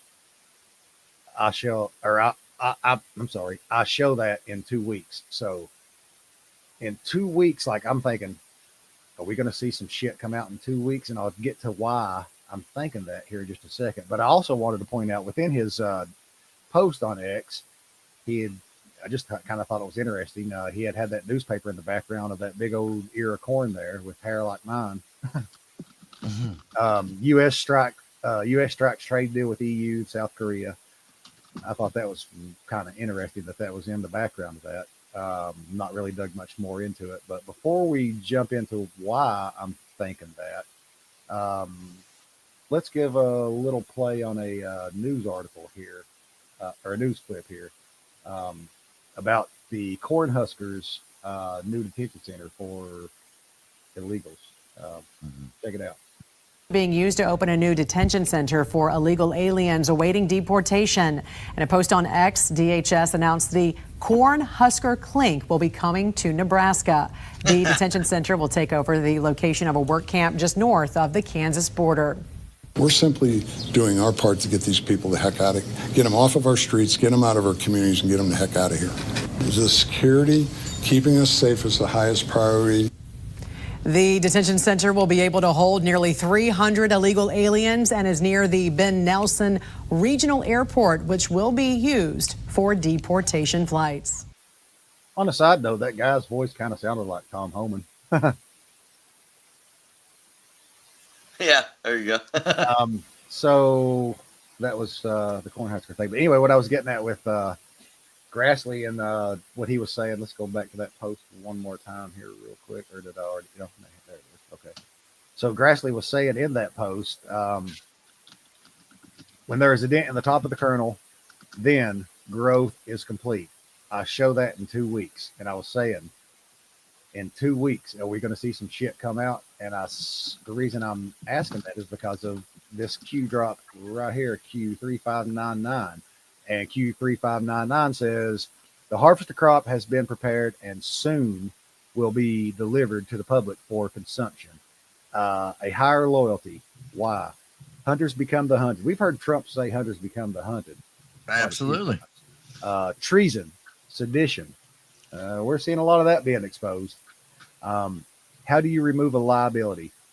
6 o'clock can be dangerous. Family proud? Question mark Q. So, again, the top of that drop. The harvested crop has been prepared and will soon be delivered to the public for consumption. Pretty sure Q's saying there, watch your six, son. Yeah. And then Grassley saying, Grassley's posted about corn. When there is a dent in the top of the kernel, then growth is complete. I show that in 2 weeks. So are we going to get some kind of big drop in news in 2 weeks? I don't know. We'll have to see how it plays out. But anyway, I thought that was kind of interesting. Wanted to touch on it a little bit. But anyway, we also had, you got anything on that, Parabellum? No, not on the Cornhusker. Okay. So we got this. Oh, Lord, here we go. Lord, have mercy. Oh. You want to give Steak and Shake's a little thing a read? Yeah, there? Definitely, man. So Steak and Shake came out. So recently, if you guys hadn't heard, the big Cracker Barrel ordeal that's going on, that broke in the last couple of days, and it's totally blown up the internet waves. Some of the big responses that I heard about that, there was one response to the removal of the Cracker Barrel logo. They got 9 million views and responses. It was, how are you going to get rid of the cracker and the barrel? I got Dude, I died on that, bro. I died laughing. But here we go. We're going to read Steak and Shake's response. So they come out and they say, sometimes people want to change things just to put their own personality on things. At CB, their goal is at Cracker Barrel, their goal is just to delete the personality altogether. Hence the elimination of the old timer from the signage. Heritage is what got Cracker Barrel this far. And now the CEO wants to just scrape it all away. At Steak and Shake, we take pride in our history, our families, and American values. All are welcome. We will never market ourselves away from our past in a cheap effort to gain approval of the trend seekers. I thought that was pretty bold of Steak and Shake. That is, man. So they're coming out, and it's pretty simple. If you go woke, you go broke. So as far as I know, with Cracker Barrel, their stocks totally plummeted. Okay.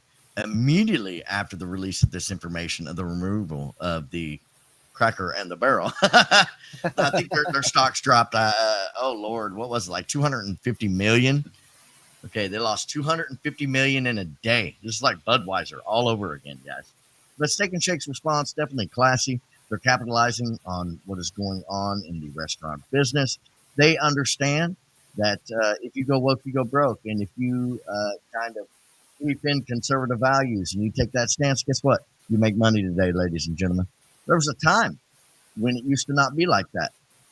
Politics was so divided And the world was so divided that if you even attempted to put politics into your business mindset or your mind frame, if you added that into your frame of business, you would immediately see losses.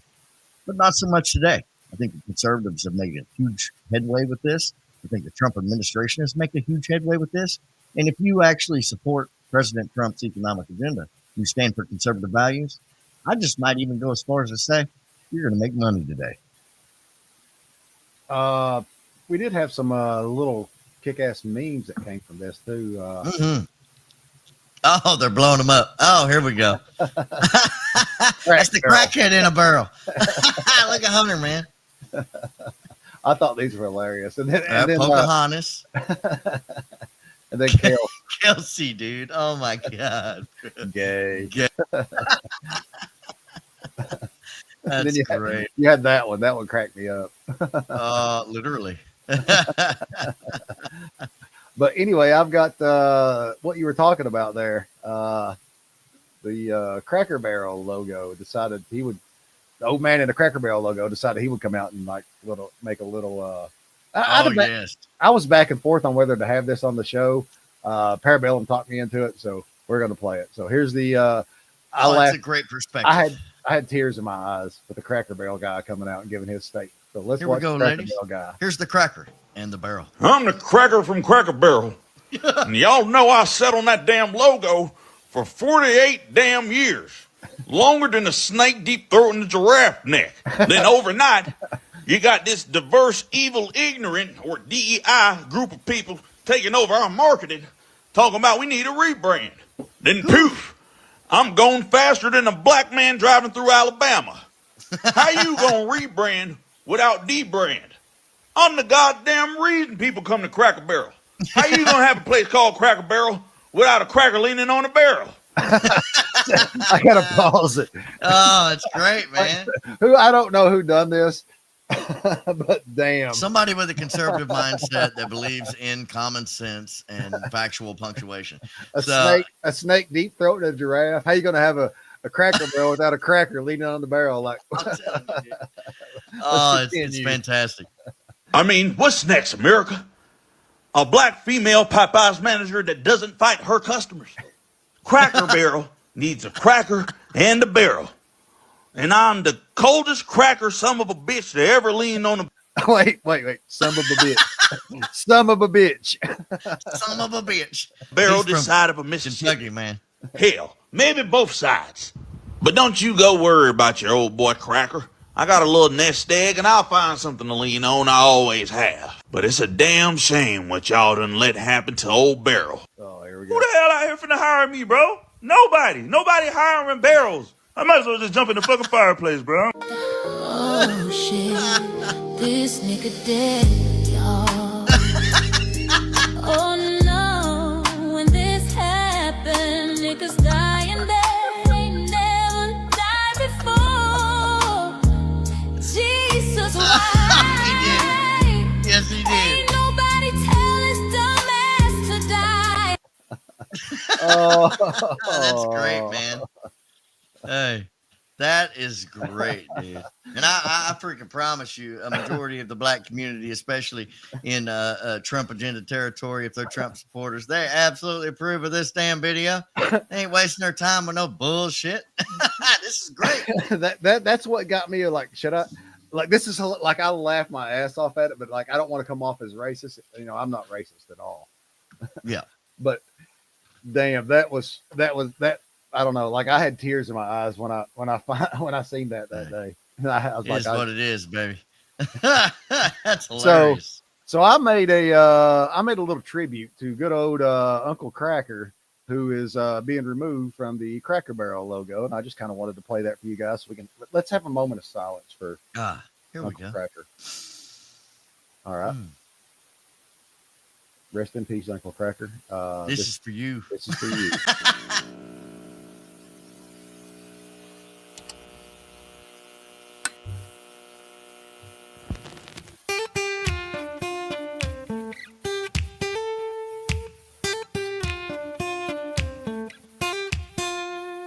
You don't know how you met me, you don't know why you can't turn around and say goodbye. All you know is when I'm with you, I make you free and swim through your veins like a fish in the sea. I'm singing, follow me, everything is alright. I'll be the one to tuck you in at night. And if you want to leave, I can guarantee you won't find nobody else like me. Perfect. What a video, buddy. Hex 7 creating that. That definitely took some intuition and some creativity. That was perfect. No, dude. no. Like I was like, I got to do this. Absolutely, man. Rest in peace. You got the Land O'Lakes Butter Native American that's up there. You got the Cleveland Indians. You got President Trump talking about that and the name coming back. They're all up there. Dude, that has the full-blown potential to go viral. Absolutely. I've not posted it on social media yet. I will get that out on social media and post it. You've got to. That is viral. It may go viral. It may not. I don't know. We'll see what happens with it. Like Trump says, let's see what happens. So anyway, you guys, this happened this week. Oh, here we go. Yep. Trump and Zelensky. The bilateral meeting with President of Ukraine, Zelensky. Is it just me, or does Zelensky look like he's? Let me make this bigger. Look at his eyes, like, how he's looking over at Trump. Yeah, I know, right? Like, what you talking about, Willis? You ain't gonna get me. You ain't gonna get me. I'm doing bad stuff. You ain't gonna catch me. Is he looking? So there was some that happened. They had the meeting, but there was a little funny segment that came from that. Let me see if I got it here. Yep, I got it. Brian, go ahead. Yes, sir. I've got a question for each of you. First of all, Mr. President Zelensky, you look fabulous in that suit. I said the same thing. Yeah, you look good. I said the same thing. Yeah. Isn't that nice? That's the one that attacked you last time. See, now he's. I remember that. No, my first question for you, President Zelensky. In the same suit. You see, I changed you on. Maybe yours is much better. Real quickly, upon peace, God willing we get peace, are you open to holding an election in your country? Yes, of course. We are open for election, yes.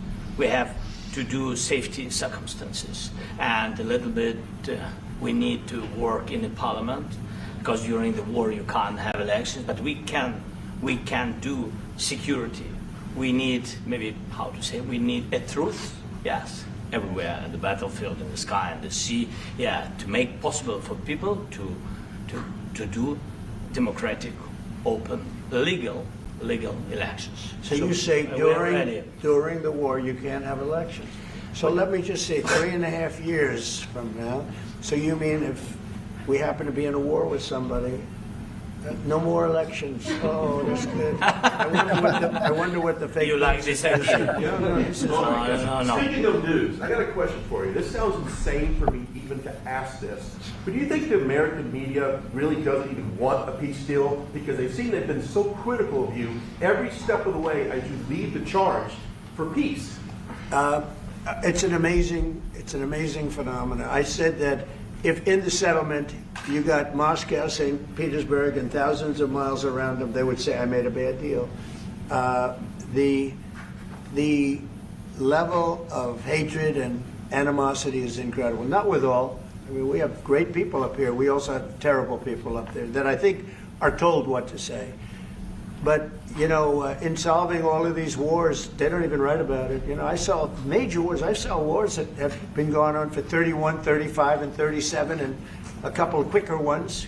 So he said 31, 35, and 37. I looked up those Q drops. I've got them on hand. But I wasn't sure if they actually pertain to that. Anyway, let's continue. One that was going to go into a full-blown deal very quickly. You know what the one I'm talking about? It was a big one. But they don't even write about that. Well, not pertain to that, but were significant. Well, there was some stuff in those 31, 35, and 37, I think is what he said. There was some stuff in those that I thought was kind of interesting within those few drops, but I didn't include them in the show tonight. But anyway, that was the meeting with Zelensky and Trump. So I'd when that happened, I'd made this post over on my Facebook page, and I said, check this out. Zelensky returning to the headlines. Wow. If you follow Q and you remember the whole no name proof, which no name was McCain, is what I said there. So no name proof with McCain, you would probably want to keep an eye on Zelensky in the upcoming days. So if anybody's unfamiliar with the whole thing with no name, I'll try to give you a little bit of a quick rundown here. I'm not that good at it. But basically what happened is Q gave us 30 days down to the hour, down to the minute, down to the second of John McCain, his passing. And I don't think it was a passing because we've talked about this on a previous episode. Excuse me. You had John McCain's daughter come out on the news and say, Trump can't kill my father twice. You had also another news clip. I can't remember if it was CBS, ABC, NBC, one of those, but they were talking about John McCain's death, and the guy on the show who was being interviewed said John McCain's execution, and they just kept going with it, and just let it go, and it got out there. John McCain, Q refers to him as no name because he was so treasonous to this country, and John McCain was executed. So you have this picture here from Q 1706, and it's got a picture of John McCain with his hands up, and it says no name returning to the headlines, and those were the surrender hands. Is among anons who follow Q, that's what that was, the surrender hands. 5-5. Anyway, Trump had posted over here on the left side of the screen this picture of Zelensky with his hands up, and he posted it at 7:01. So reverse that, you got 17. Sorry about that. Oh, that was my fault. Okay. I'll get her back up there. There we go. I was just trying to make some room for some breaking news. Okay. But anyway, 7:01, Trump posted that. Reverse that, you get a 17. So you've got Q 1933 here. Q 1933, which we're coming up on the Delta for this. It was posted 8/26/2018. So we're coming up on 8/26 of 2025.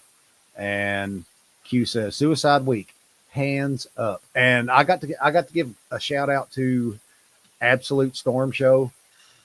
Stormy Patriot Joe had pointed this out to me when I was rewatching one of the episodes here recently this week. Mm-hmm. He had pointed this out, that this Delta is coming up. And so it says Suicide Weekend, hands up, 30, and then it's got the time there. And like I said, John McCain, Q gave us down to the hour, the minute, and the second of John McCain's passing or execution. Wow. Call it. Impossible coincidence. We are in control. Big week ahead. So I'm wondering after the 26th, which I think, let me look at the calendar. I think the 26th is on a Tuesday, if I'm not mistaken. Yeah, the 26th is on a Tuesday. It's Tuesday of next week.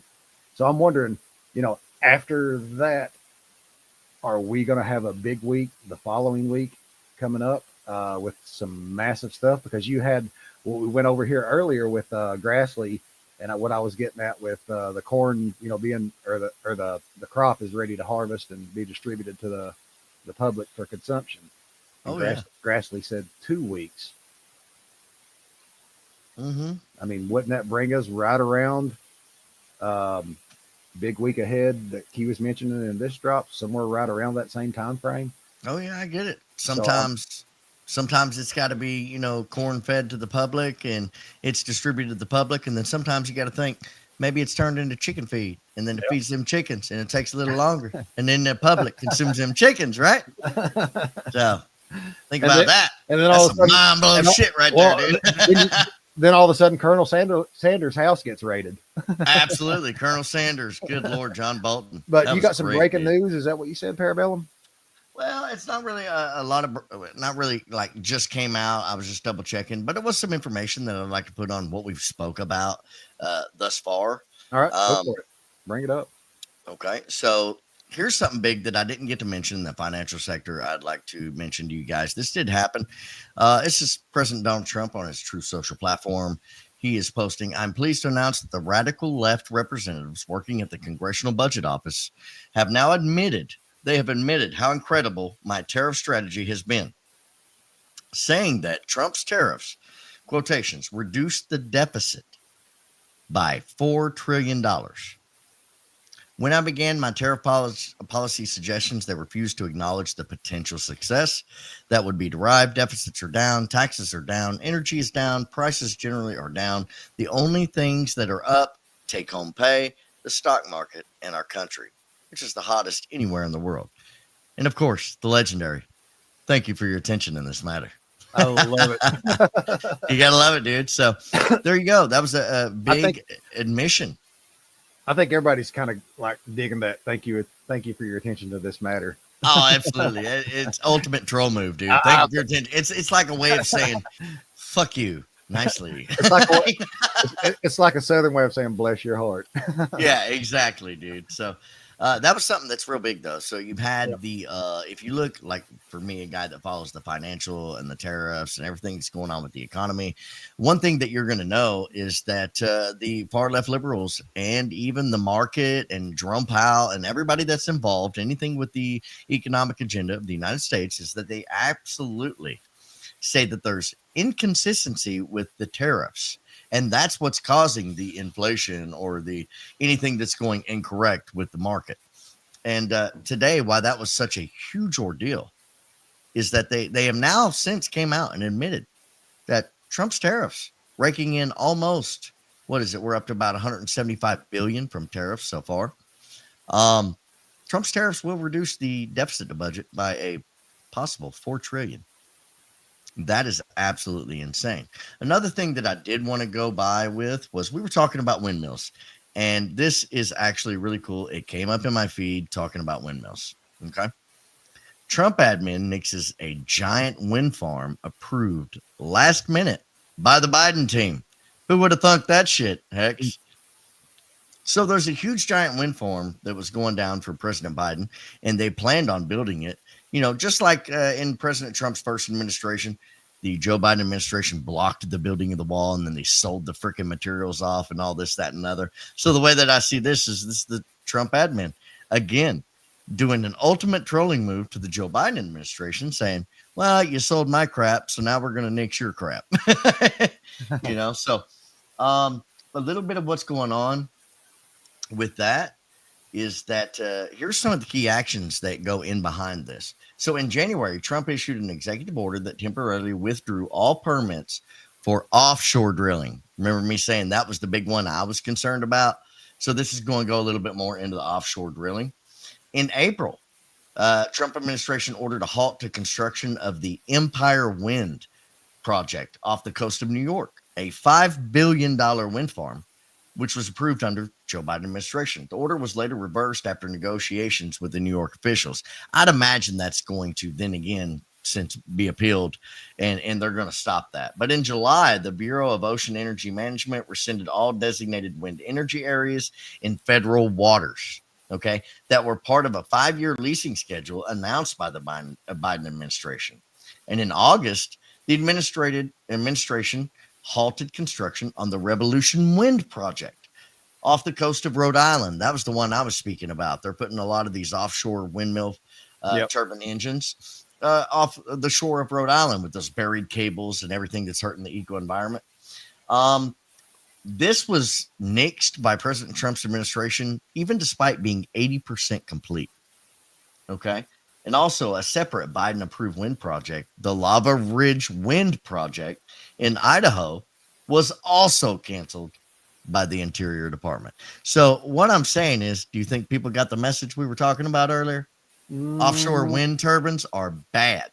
Yep. And they're hurting the environment, and it's not quite as green as you thought it might. Well, I got a lot of like, well, not a lot, but I got, a few likes on that post too. By it was more conservative based people who I think really got my point of view. on it. Yeah. So, yeah, and there's a lot more out there who get that same point of view. By the way, just want to say, Big Country, if you're watching, we still got a lot of show left. So, Yeah, buddy. Shout out, Big Country. I don't know if you're home yet, gave up on us because you got home late, but we still got plenty of show left if you want to jump in anytime. But we're Absolutely. I got this waiting on you. Hey, I'm a country man. I like it. All right, so gotta play country music when Big Country shows up.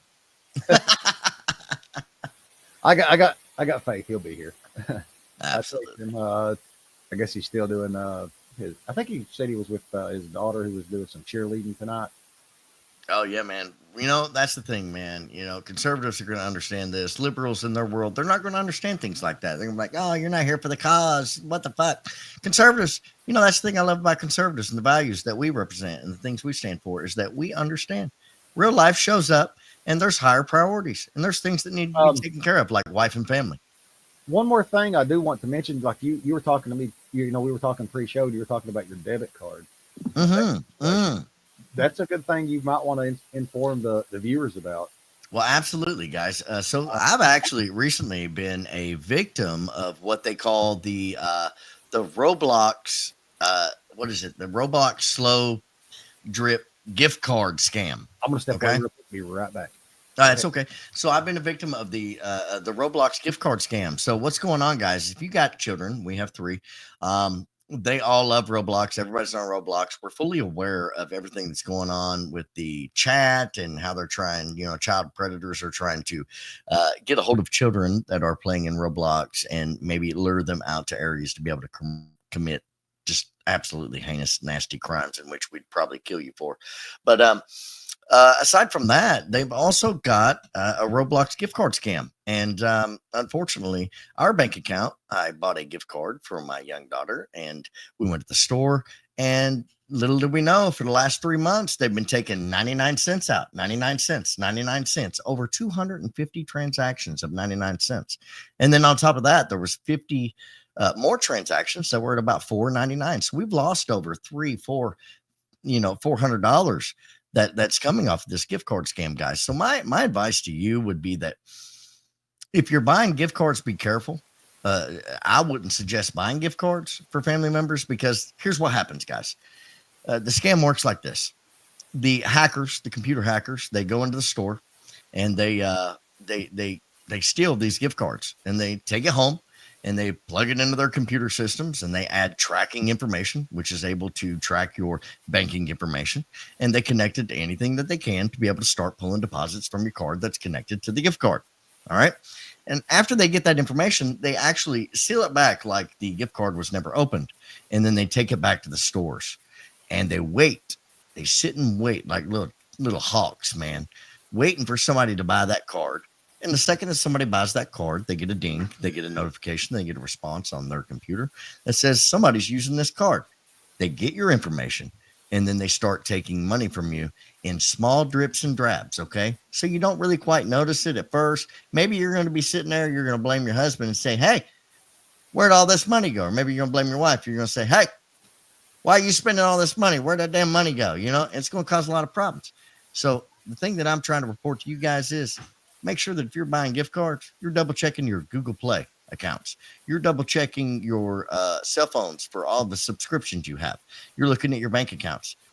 Double check and take some time today to double check that, guys, and make sure that there's any kind of non-authorized subscriptions that are happening for you, because this absolutely hurt us financially because we're just a low income, middle income class family that's struggling to make it with 3 children. And I would surely hate for anybody else to have to go through that pain.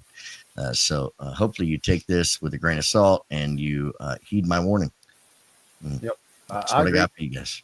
I agree. Like that's really good financial news because when you're a low income family, you know, hell, $100 sometimes like to us is like a shit ton of money. Like it that's a lifeline. Every dollar counts. You know, we just had to do some shit to the house, and like what money we had to spend on it, like was kind of devastated. It's put us in a bind here the past couple months. Absolutely. You got Halloween coming up. Oh my gosh. How are we going to do this, Hex? I know you, bro. We manage. We always manage in the end. Of course. And the reason we manage is God. That's it. Yep. Low income, middle class families, we manage. We learn how to do that. Have faith in God. God will provide. Absolutely. In my opinion. But anyway, let's move into this next segment here. I'd had, well, not really a segment, but just a little bit of stuff that's kind of interesting. The Illuminati card game. Yeah, Mr. Truth Bomb. So we've had a couple of Mr. Truth Bomb's videos on the show. Really good guy. Mr. Truth Bomb, if you're watching, I hope you don't mind. We used your videos on the show a couple times. I know he did say at one point when I was watching him, I think it was on Absolute Store, he was saying, you use them, put them out there, get the information out there. So, that's kind of what I was trying to do with his kind of stuff. But again, we featured him on the show a couple times, some of his videos in our rabbit hole segments. But anyway, he put this out. And it's the Illuminati card game, 1994. And I thought this was really interesting. Like, this blew my mind. So he's got a picture of these cards here. And I've got the picture of the cards. Let me pull this up real quick and biggie size it. So this is the Illuminati card game, people, from 1994. And farthest card there on the left side of the screen, right under the image, it says, at any time, any place, our snipers can drop you. Have a nice day. But then he starts overlaying this card over the image of Trump at the rally where he got shot at in Butler. And oh my God. Dude, the similarities on that are absolutely mind-blowing. So I had that really caught my eye when I seen that post, and it like you said, it was mind-blowing. So I shared Mr. Truth Bomb's post and put it back out there, and I commented, as I'd shared it, I'd shared it with a comment, and I said, this reminds me a whole lot of Project Looking Glass. Yeah. Or like something along those lines, or getting the Project Looking Glass vibe, maybe is what I said. But anyway, Mr. Truth Bomb thought it was pretty cool, so he liked my post I shared. But look at that. That is wild. It's uncanny. Yeah. How close that is. That's so we had went over Project Looking Glass on our last big long rabbit hole deep dive segment that we had done, and we spread it out over a couple episodes. So go back and watch those. Also go to WWG1 WGA, I think, is the account you want to look for on Rumble, who's got that documentary. It was Brad Serbo, and it's an awesome documentary. Check it out. But anyway, 1 second here. Bear with me. Make sure I got the right slide up. Where am I? Oh, I'm missing. Yeah, I'm missing a slide. Hold on a second. Let me pull this in here real quick. There it is. Slide number 17. There we go. So we had Bill Barr. I'd made a post on Facebook about this too. The whole thing with Bill Barr, Parabellum, we were talking about that pre-show. Oh yeah. About Bill Barr coming out and testifying under oath that President Trump was not implemented in the Epstein files. Absolutely. Not only did you have Bill Barr, you also had Ghislaine Maxwell saying the same thing. Yeah, she actually come out. I think, I can't remember if I've got the clip of it, but I think I clipped that too. But Bill Barr come out with this. I'm sorry. Go ahead. You're all right. Let me add it back up there real quick. There we go. So Bill Barr come out with this. Breaking, former AG Bill Barr officially testifies under oath that President Trump is not implemented in the Epstein files. So I'd made a post over on Facebook about this, and I was saying that based off of the whole Q drops and things like that around Bill Barr, is that Bill Barr was the stealth bomber. So I pulled up Q 3410, and 3410 says stealth bomber, date of first flight, date of Mueller's testimony, A, B, C, D, 1, 2, 3, 4, 5. So Q's got those underneath each other. So A is 1, B is 2, C is 3, D is 4, E is 5, and so on throughout the alphabet, and Q is 17. But Q comes under that, and he puts B and then 2 in parentheses. So BB, the 2 being the B, Bill Barr. Mm-hmm. All right. So we had, at the same time Barr had testified, Dan Scavino had posted the center slide you see on your screen here in the Oval Office, and it's of that plane by Qatar that they're building for Trump. You know what I'm talking about, Parabellum? Yeah. Okay. So he posted the picture of that. So you zoom in on that picture, and I'd caught this. I think several other people finally, or not finally, but I wasn't the first one. There were several other people actually who had caught this too, but I finally caught it myself. I didn't see it until I really paid close attention to it. And within that background of that Dan Scavino had posted, and mind you, Dan Scavino is known to be tied into the Q drops too, but in the background of that is a stealth bomber. And I've got it highlighted there in red on the right side of the screen. And I thought that was like really freaking interesting that you got Q talking about Bill Barr being the stealth bomber, or being a stealth bomber, something along those lines. And then you got this Q drop 3410, and he's got B2 in it. What is the stealth bomber? Parabellum? What, the B-52 stealth bomber? The B2 stealth bomber? Or B2, yep. Yep. So Q says B2, and then 2 being, converted to alphabet B, so it's BB, Bill Barr. And then same time Bill Barr testifies, you've got Scavino posting the picture of that plane, and in the background is a stealth bomber. I just actually let me look here on Facebook real quick and actually see what I had there. Oh, dang it. Well, I guess I'm not going to be able to do that. Facebook. You do have a little bit of breaking news that's actually coming out according to the John Bolton's home, but go ahead. Oh, never mind. I thought I had it. Never mind. Go ahead. You do have a little bit of breaking news that came out with the raid at John Bolton. This was just released 1 hour ago via the Patriot Oasis on X. And basically what they're saying is Jesse Waters on Fox News reveals that the FBI raided John Bolton's home because he was receiving millions of dollars from overseas. Okay. And that he may have been trafficking United States intelligence. So remember how we were saying there might be a little bit more to that, Hex? Yep. So here we go. Let's, we don't have, here we go. Got to move in on this, baby. Breaking news. John Bolton. This might have nothing to do with classified documents or about classified intelligence that Bolton printed in his book. Trump Justice Insider Mike Davis says Democrats, rhinos, and reporters who think this raid on John Bolton is about his book will be very embarrassed when the search warrant becomes public. Primetime's hearing Bolton was making a lot of money from overseas and may have been trafficking in intelligence. That wouldn't be putting America first. Constitutional scholar Jonathan Turley, who we just heard from, says Bolton could be looking at up to 20 years in prison. So Bolton should take his own advice and take a big, beautiful, deep breath. I think it's important that everybody take a deep breath here. This is a very serious matter, and it would be better.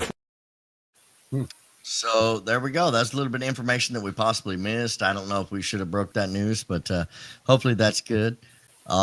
That's something that we missed earlier in the Bolton news, was that he's possibly trafficking U.S. intelligence, and he's making millions of dollars, which is questioned by CIA Director John Ratcliffe, sent to Kash Patel, right? And he's making millions overseas with foreign investors. Uh-oh, this ain't good, buddy. Yep. Kind of interesting. Sorry, I'm kind of preoccupied with That's okay. Go ahead. I do have one more video for John Bolton, which we got to play earlier. Forgot to play. This is actually a resurfaced video of John Bolton, guys. Wait. Back up on Bolton there. Yeah. So I missed the clip. I'm sorry. I was trying to get stuff. Oh, that's okay. So there was breaking news basically about John Bolton. It's a 50-second clip. I'll play it through again if you want me to. But it's okay. What it states is that John Bolton, it's more than declassified files. And in the video, they even stated that if you think this is about the book saga deal from 2020, you may even be incorrect and embarrassed when the actual information comes out. And this is something we was talking about, the book saga deal and this, that, and another. So here we go. More information. They're basically saying that John Bolton was receiving millions of dollars, Hex, from overseas. And he was trafficking U.S. intelligence, and that was the reason for this raid. Yep. Oh, that's bad, dude. He's about to get reamed, son, if they find evidence of this. So they actually, like I said, they went to his home and raided, and then they went to the DC office and raided. Like they put the rubber glove on. They're going up this guy's ass. Oh, absolutely. I think it's for good reason because, you know, I'll play a quick little 26-second clip here, but I think it's for good reason to go after John Bolton, especially since 2020, because a new video, you know, that's again resurfaced and it's aged horribly with time. I don't know if you guys remember it, but in 2022, John Bolton actually admitted to creating coup d'etats. Here you go. Here he is in person. I don't know that I agree with you. To be fair, with all due respect, one doesn't have to be brilliant to attempt a coup. I disagree with that. As somebody who has helped plan coup d'etat, not here, but you know, other places, it takes a lot of work, and that's not what he did. It was just stuff. Son of a bitch. Back that up again. What'd he say? Yeah, here we go, baby. Oh, let's play it again. Yes, let's play it again. I'm telling you. Here he is actually admitting in 2022 that he does create coup d'etats. Okay. And nobody in the Democrat legacy media paid any attention to it because it was Democrat controlled. But now you got Republican administration that's doing transparency and, you know, accountability. Here we go. One more time. Check it out, guys. I don't know that I agree with you. To be fair, with all due respect, one doesn't have to be brilliant to attempt a coup. I disagree with that. As somebody who has helped plan coup d'etat, not here, but you know, other places. Coup d'etat, my lord. Coup d'etat. I mean, how much more blatant can you get? In 2022, you got to think about where John Bolton's mindset's at. Democrats have all the power. You know what I mean? They have the media, they have the money, they have the war chest. They're controlling everything. They've got the Clinton and the Obama and the Clapper and the Comey and the Brennan. All that's going on and everything's working in their favor. They have favor from the American people. And this son of a bitch has the stones to get on in 2022 and say something like this. And then guess what? Nothing happened. You got to be kidding me, bro. Is that not insane? Yeah. Jesus Christ. It always comes back to bite them in the butt, the shit they say. Every single time. Yep. You know, people gain power and then they just they start to think they're above it and they get a little comfortable. You know, people like Diddy do this, you know, celebrities. They get above it and they think, you know, oh, nobody can touch me. Hey, regular common criminals do the same thing, bub. Speaking of Comey, this is something that I'd seen Mama keep an eye on. If you want to give that a little bit of a read there, Parabellum. You need me to make it bigger? You're muted. Here we go. Sorry about that. DOJ to start sharing Epstein files with Congress. Comer. So that was supposed to happen this Friday. And as far as I've seen in my research, is the first batch of files did actually make it to Congress today. We are waiting to see what came out of those files. But here we go. The Department of Justice will start sharing Epstein files with Congress on Friday. House Oversight Chair James Comer said in a statement, officials with the Department of Justice have informed us that the department will begin to provide Epstein-related records to the Oversight Committee this week on Friday. There are many records in DOJ's custody, and it will take the department time to produce all the records, ensure the identification of victims, and any child sexual abuse material are redacted. I appreciate the Trump administration's commitment to transparency and efforts to provide the American people with information about this matter. So, yeah, here we go, dude. Yep. You said this was expected. you said Comey, but it made me think of this, and I almost forgot to pull this one up. But yeah. Oh yeah, we got to have that. This is today that these files were going to Congress.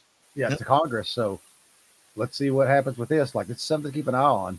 Definitely something to keep an eye on, dude. Again, it's going to take time. The left have been screaming Epstein files, and I Mhm. think that Trump has played it the way he's played it for a reason, and now he's like, he's trying to give it to him. Oh yeah. At the same time, you got all these left wing judges shooting him down on what is it, the testimonies from the Epstein Grand jury files. testimony was shot down by a Democratic appointee. Obama appointed. If I'm not Obama appointed judge. It was definitely shut down. So you're running into all that in New York, I believe. Yeah, all that's going on, Hex, and it takes a lot of red tape to cut through before you can get it right to release to the American people. Unfortunately, prior service Army combat veteran, I understand that most. Go ahead. They're fighting for life. These left wing corrupt players are fighting for life right now, and they're doing everything they can to stop what's coming. But guess what? Like Q said, nothing can stop what's coming. It's happening, and we seen that today with Bolton. The snowball is starting to roll down the hill, and it's going to get bigger and bigger and bigger. And by the time I think about, I'd said this previous show, that by the time we get around to the midterms of next year, I think we're going to start seeing a whole lot more shit and possibly some accountability sometime around the midterms, either prior to just a little prior to the midterms, during the midterms, or a little after the midterms. We're going to start seeing some accountability.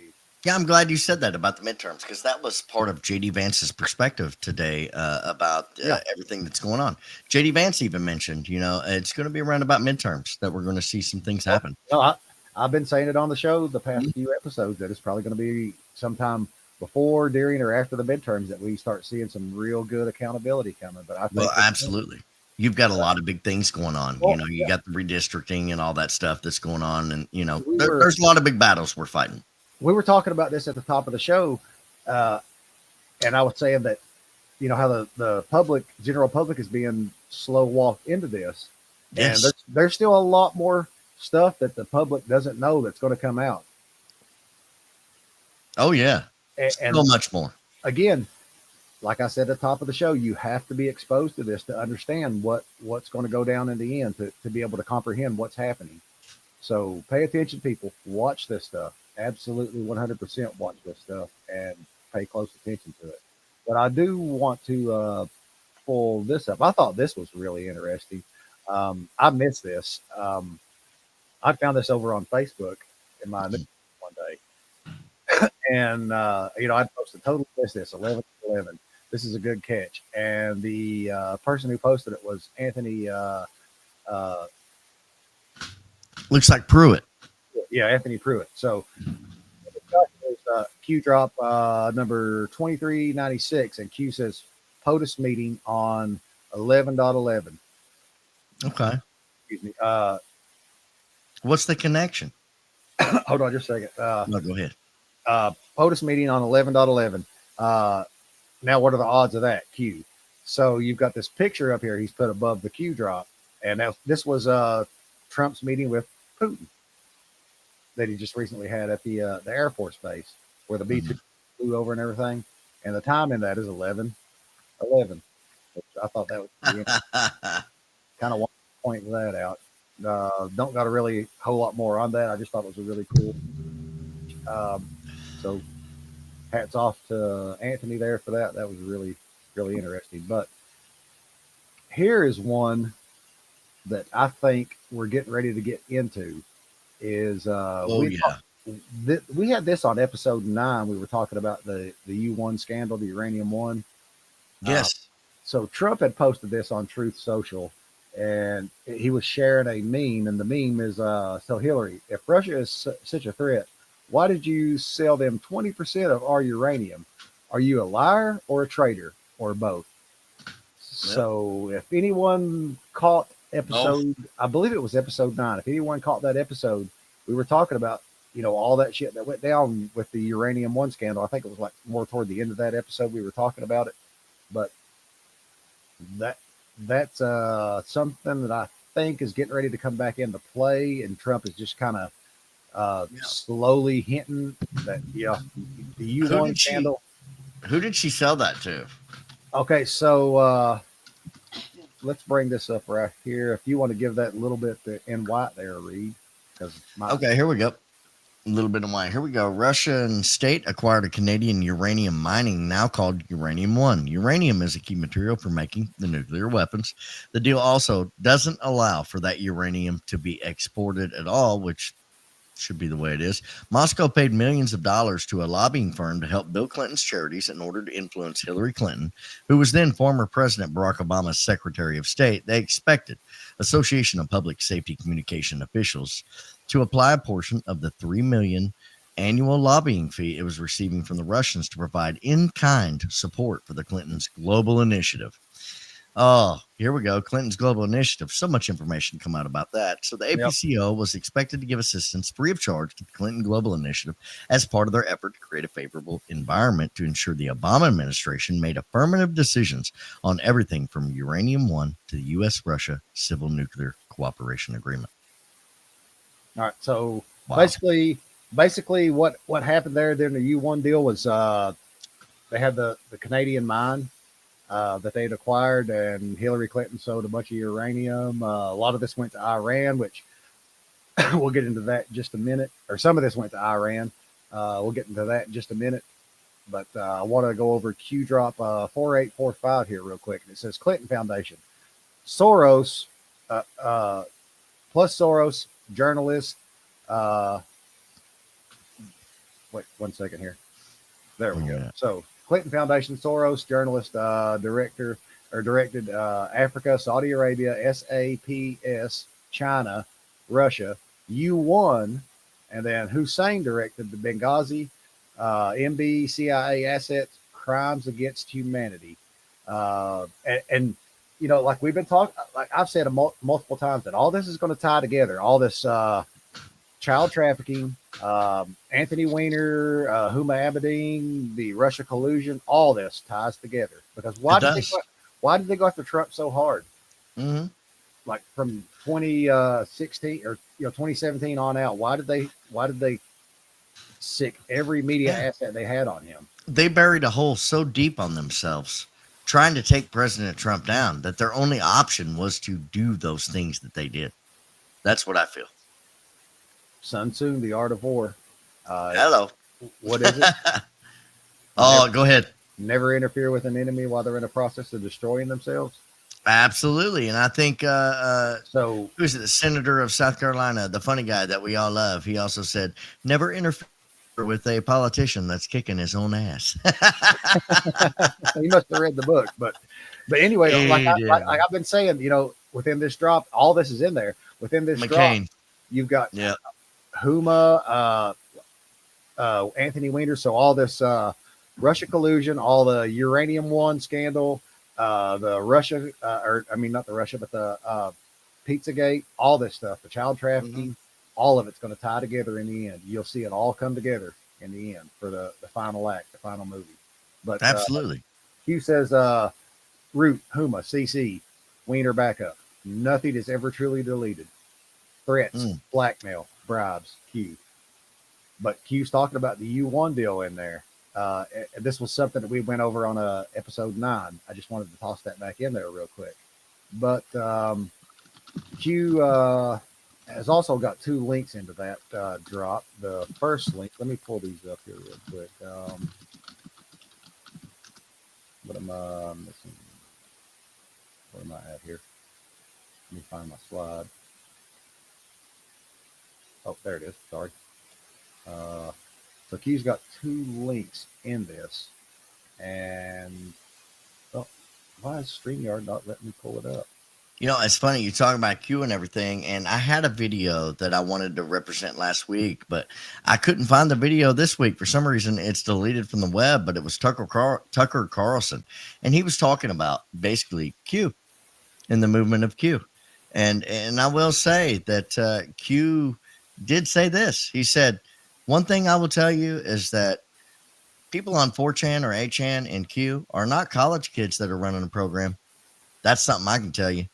They definitely aren't college kids pulling some stunt.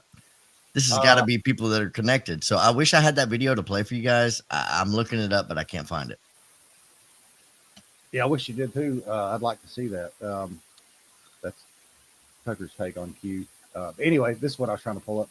For some reason, StreamYard was being a dick and wouldn't let me pull it up there. But let me make this big here. But the links and the Q drop that I just went over, these are the two links. The first link is to Hillary Clinton's Twitter account back then. I want the public to see my emails.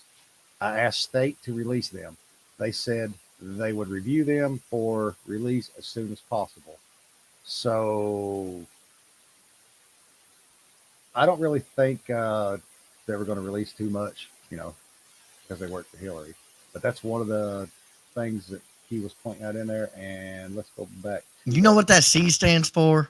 That C stands for. Hold on. Oh, go ahead. I'm sorry. Go ahead. I want to go back to this drop real quick. Oh, okay. And go back to that Q. And right before that link, it's the first link in that Q drop. And it says, Roger that, Madam Secretary. C equals classified state. Mm-hmm. All right. So Q was pointing to that. So the other thing Q was pointing to in his drop was the next link in that, which was right there on the right side of your screen. And it's Business Insider website. It says Hillary Clinton said she didn't know what the C markings in the email stood for. So Q was telling us in the drop that, wow, C equals classified state. Absolutely equals classified. But my humorous response in that matter is going to be Hillary Clinton. You know what that C stands for? Cop out. What a massive cop out response that was from Hillary Clinton, dude. Are you kidding me? You're telling me that Hillary Clinton didn't know what the C stood for? What a cop out, bro. Oh my gosh. Yep. She knew what it meant. I do not recall. We've all heard that one before. Plead the fifth. I do not recall. C for cop out. That's Hillary. So we had that that's what the Q was pointing at in that. But let's again, I think we're going to get more into this uranium one stuff as a little bit more time progresses. I think it's going to come back into play, in my opinion, because Trump with his Truth Social post with the meme of Hillary and selling uranium, 20% of the uranium. So I think that's going to come back into play. But let's move along here. I agree a little bit. You guys remember? Okay, so we're going to go right into some episode 9 stuff of Same Q's Different Views. Do you guys remember back when the whole thing with Israel and Iran broke out, the big part of the conflict, and Trump was at the summit, the G7 summit. And so Trump had posted publicly seeking President Emmanuel Macron of France mistakenly said, I've left the G7 summit in Canada to go back to DC to work on a ceasefire between Israel and Iran. Wrong, is what he says. He has no idea why. Excuse me. He has no idea why I am now on my way back to Washington, but it certainly has nothing to do with a ceasefire. Much bigger than that. Whether purposefully or not, Emmanuel always gets it wrong. Stay tuned. So Trump goes back to Washington. Emmanuel Macron says he's going back because of the negotiated ceasefire. But in that, Trump says much bigger than that. So let me pull this up here real quick. There we go. Oh, wait. No, that's not it. Oh, all my slides are... 1 second. No, wait. That was the right slide. Okay, yeah. I thought I had the wrong slide. Okay, so anyway... Let's look at Q1626 here. Server or JA. JA is Julian Assange equals Truth Exposed SR. Guess what, Parabellum? These. No, you ain't. These nuts. Got him. These nuts. Got him. You know it, baby. These are in crisis mode. Oh, they are.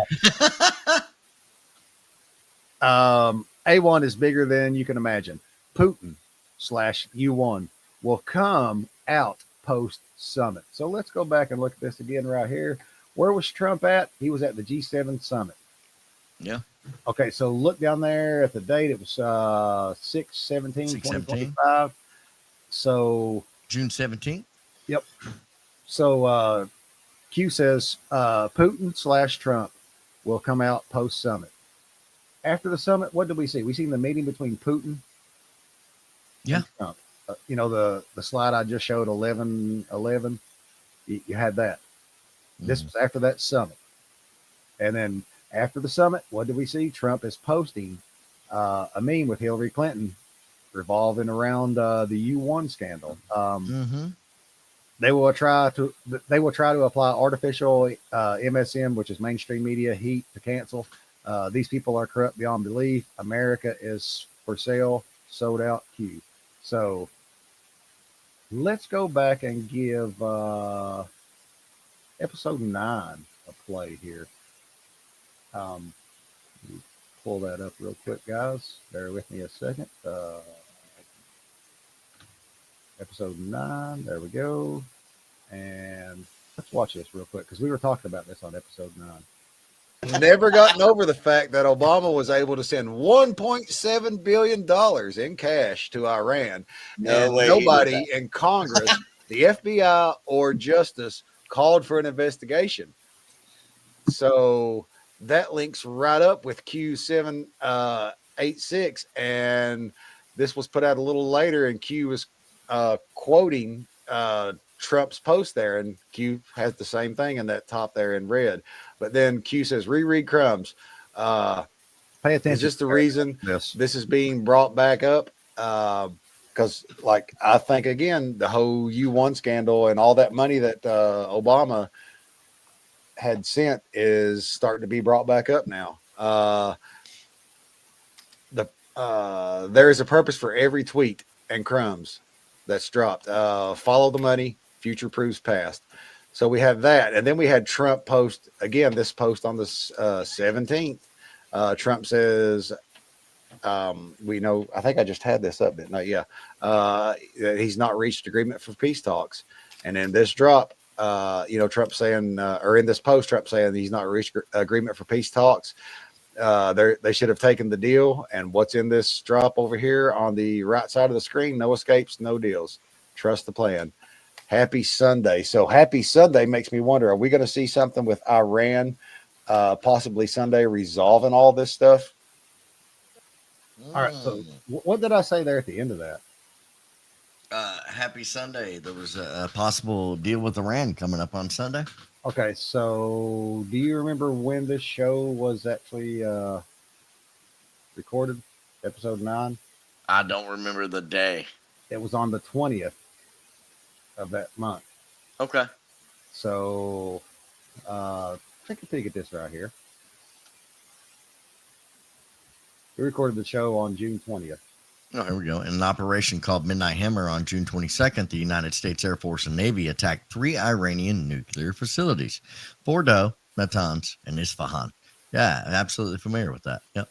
Okay, so you want that to was the bunker busters, baby. Do you want to look on your calendar and see what day June 22nd was on?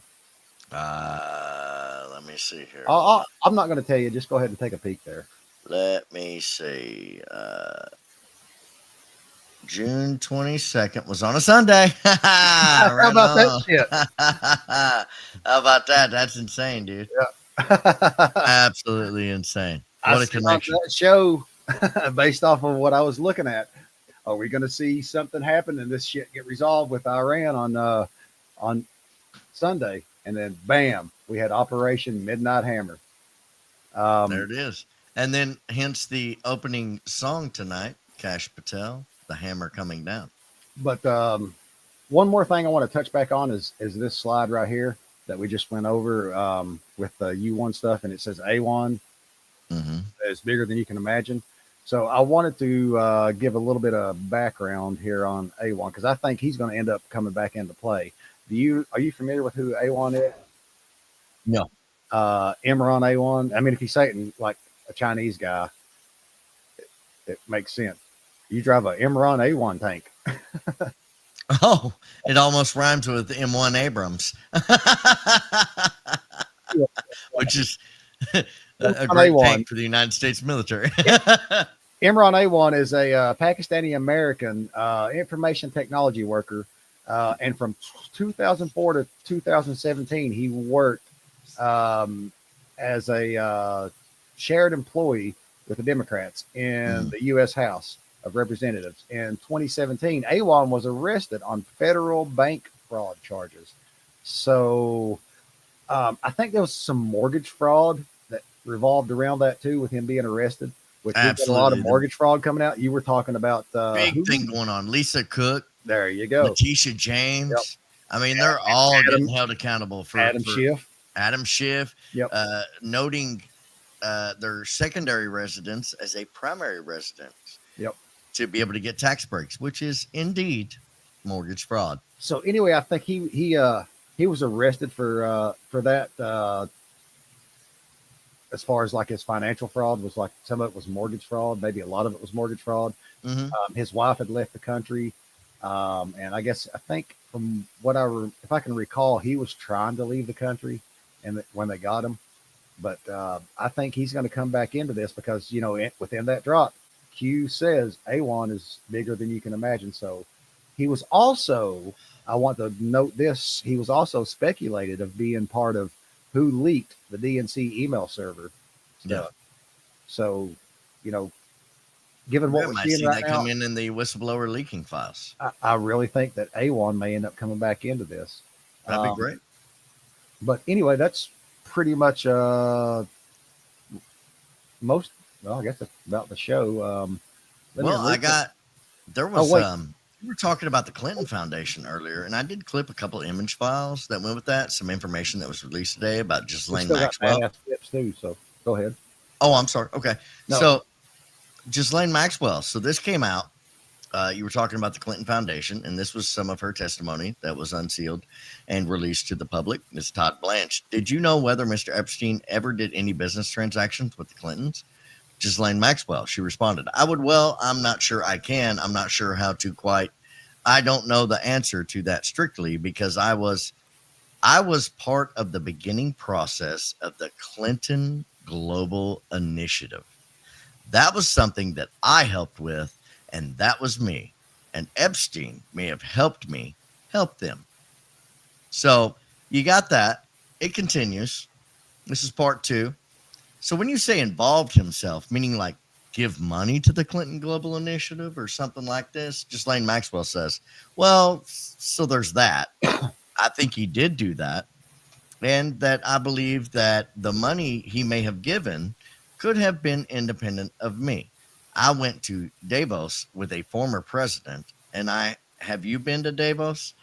So, I have a couple more clips with that, but I just want to tell you, let's talk about that for a second.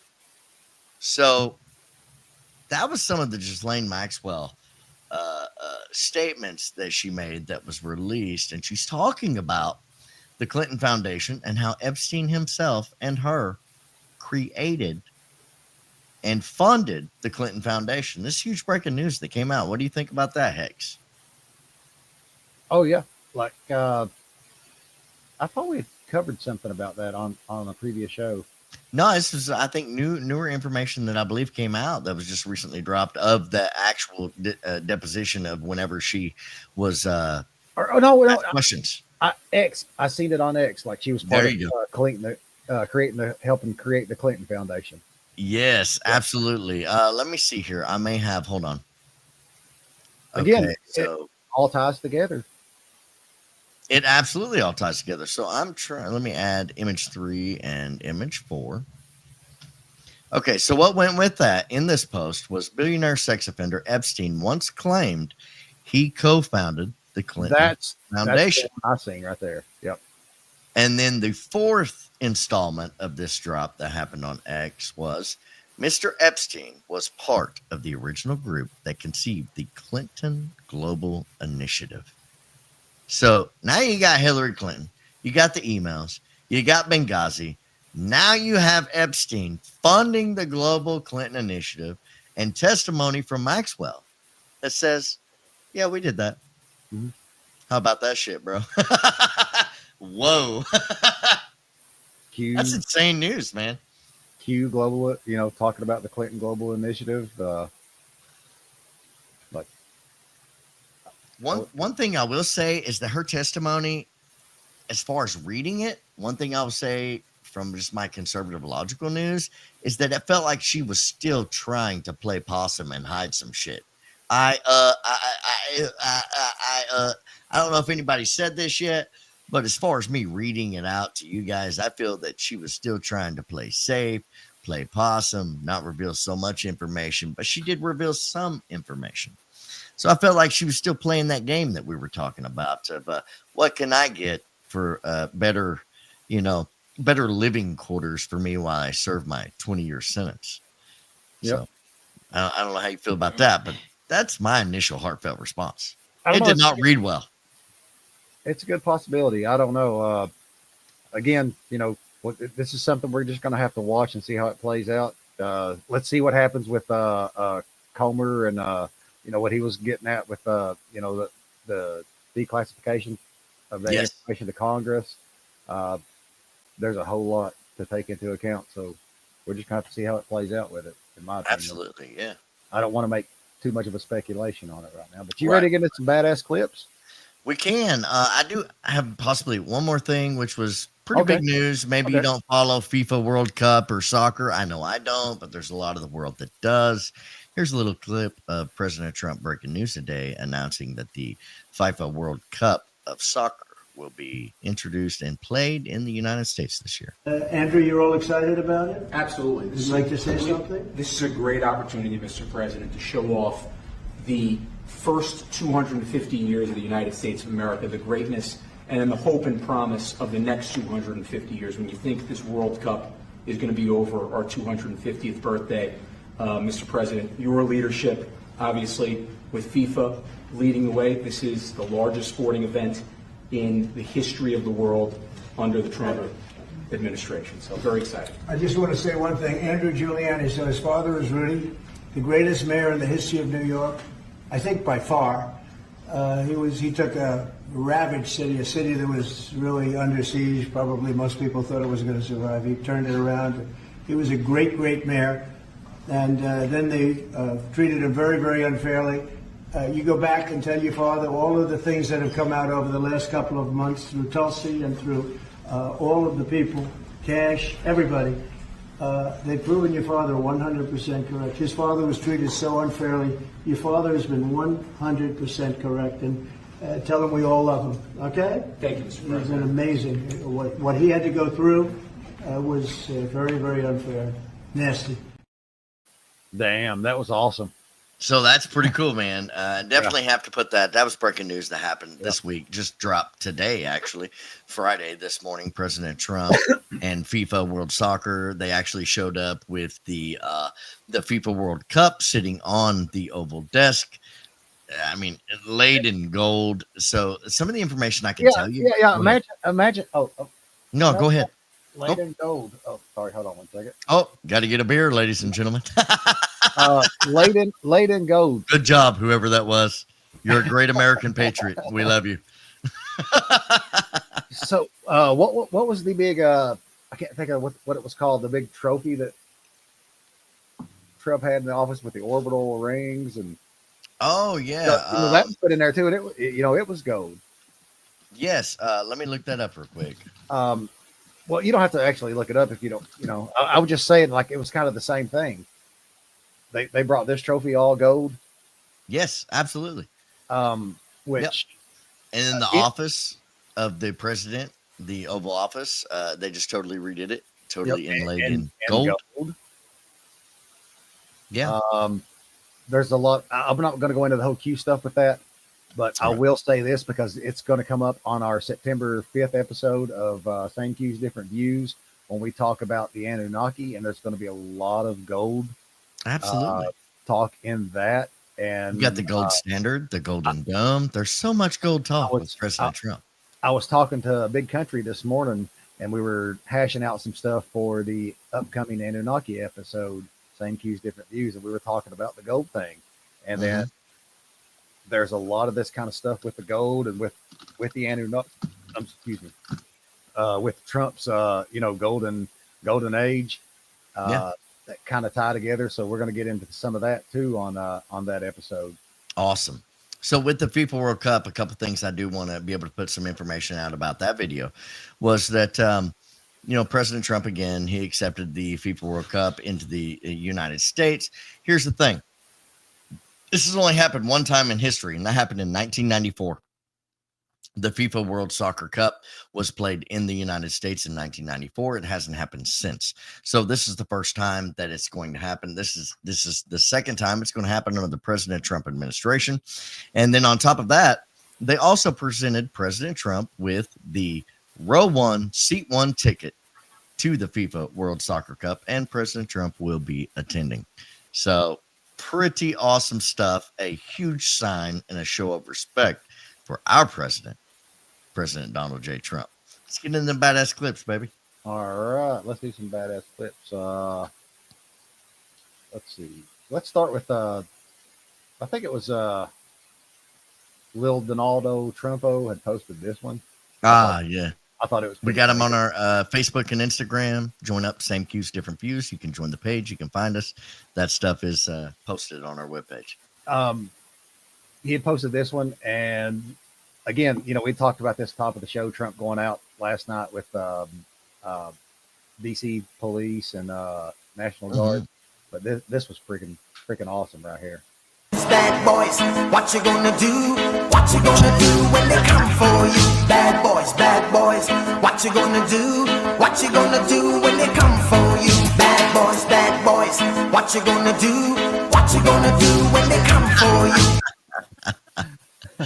That's great, dude. So I remember like when that went down and they were talking about President Trump patrolling the streets of DC, which is up to about 720 arrests, according to Janine Pirro, as we stand today. She does an update every day, guys. We do keep track of that, but all that was going on, man. And a lot of people were kind of in the fantasizing realm. They were like, man, I would love to see President Trump be able to like put the cuffs on illegal, you know what I mean? Or take the gun away from somebody.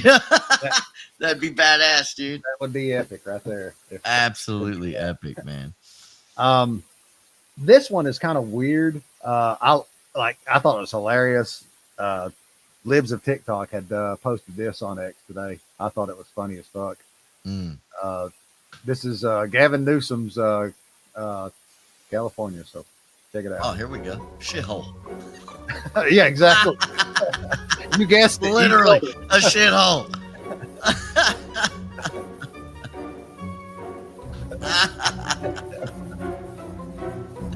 They said for this video, they said this is a daily occurrence. It's California. You got to back up and get into it. Wow. I think he even arched his back right there. There's something crazy going on right there. That was a little weird. So I know you was talking about John Bolton, and we did make a couple references to that mustache. He looks a little bit like Colonel Sanders. I didn't know if you had any of those images or those clips that you might want to bring up. But I do have a video to play while you look. Oh yeah, this was the other breaking news that came out where like there was a lot of information found within this. Oh yeah, so absolutely. Let's show them where the information came from that they had, the feds had actually found. Well, they found a thumb drive, guys, and here we go. We seem to have breaking news. Apparently, the FBI has found the USB thumb drive they were looking for. Mr. Bolton was reportedly hiding it under his mustache. This is apparently the same technique he used to smuggle information in and out of the State Department. Apparently, it was President Trump who alerted the FBI to make sure they checked under his mustache. He said, and I quote, "Make sure you look under that son of a bitch's mustache. I never trusted that mustache." Look under that son of a bitch's mustache. How dare you, Colonel Sanders? Yeah, you had a thumb drive in there, man. Whoever posted that, hey, thank you for that. That was great. Gave me a great laugh for the day. This next one, I keep some memes on my phone when I see them. Sometimes I'll put them on the show. Sometimes I'll post them over on Facebook or something. But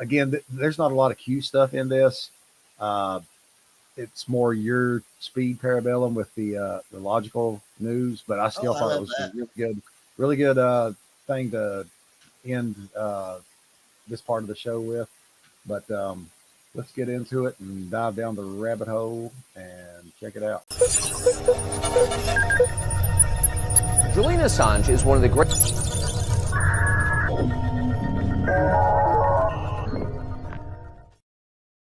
of our age. He spent his entire adult life bringing previously concealed facts to the public about what our leaders are doing.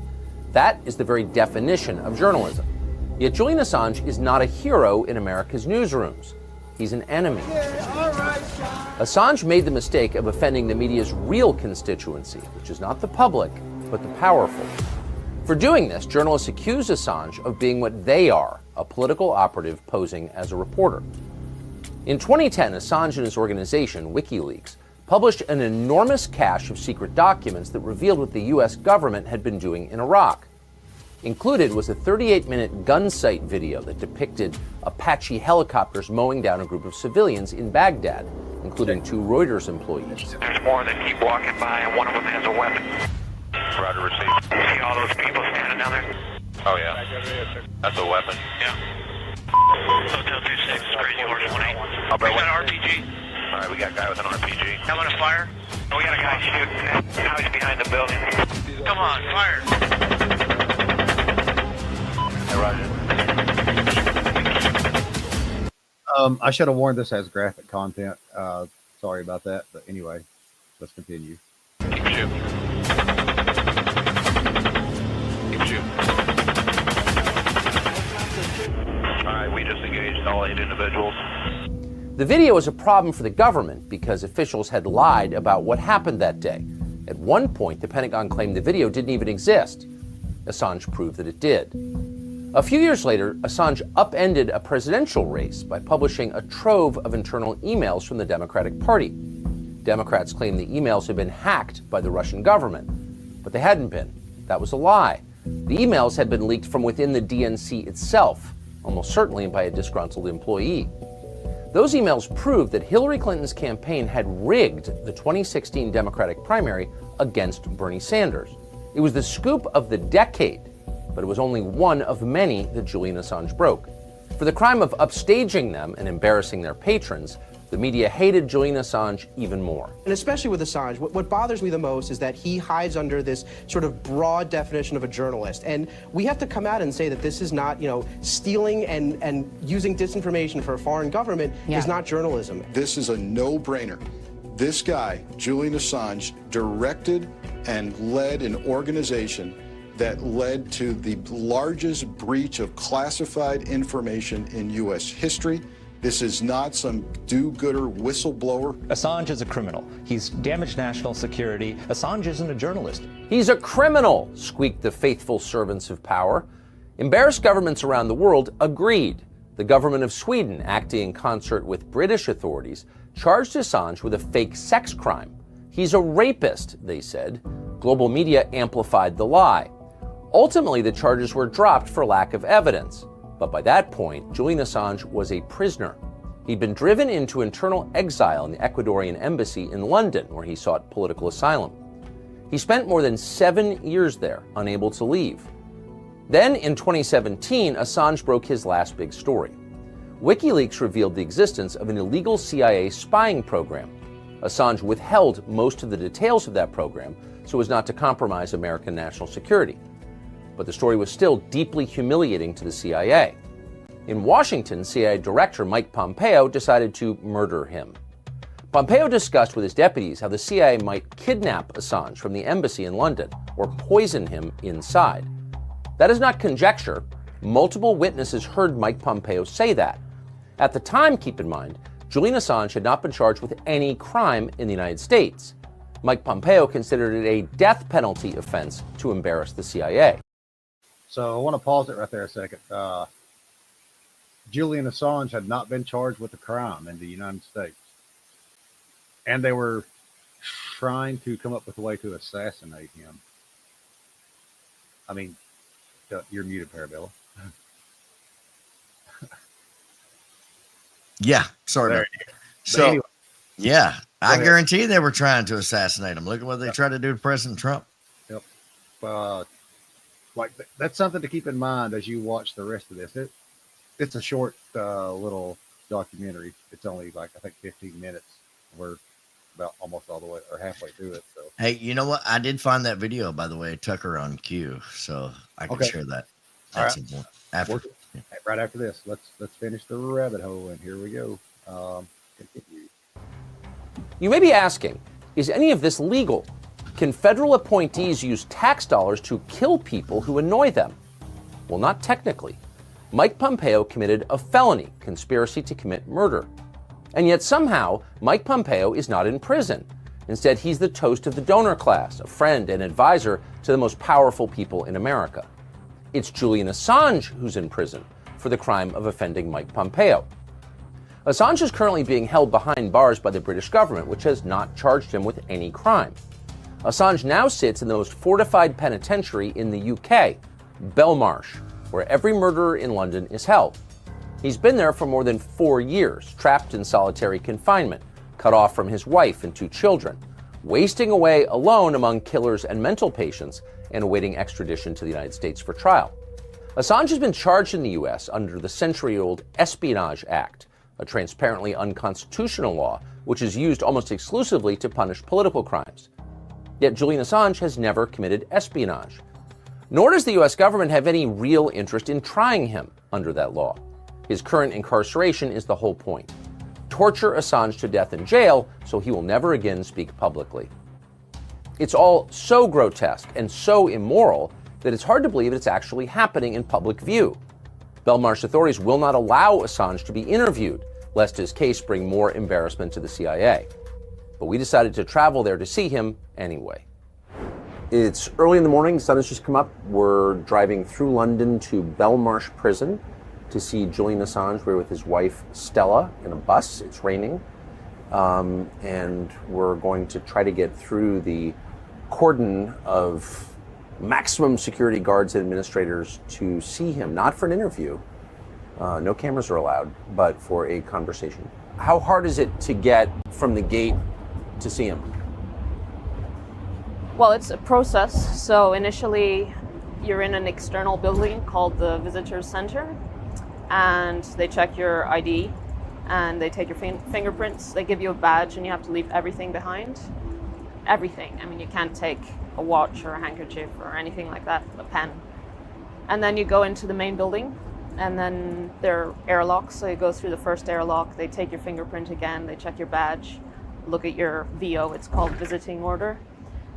And then they let you through to the kind of airport security area.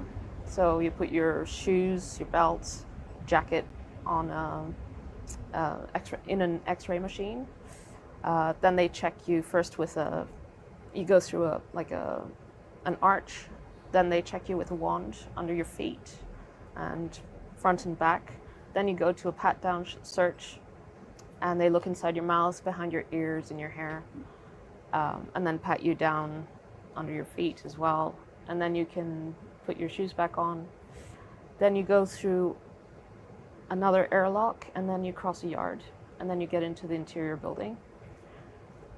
Check your fingerprints again. Then there's a dog search.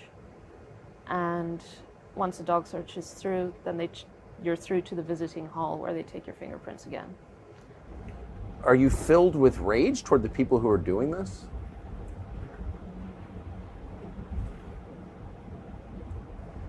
I'm beyond rage, you know. I think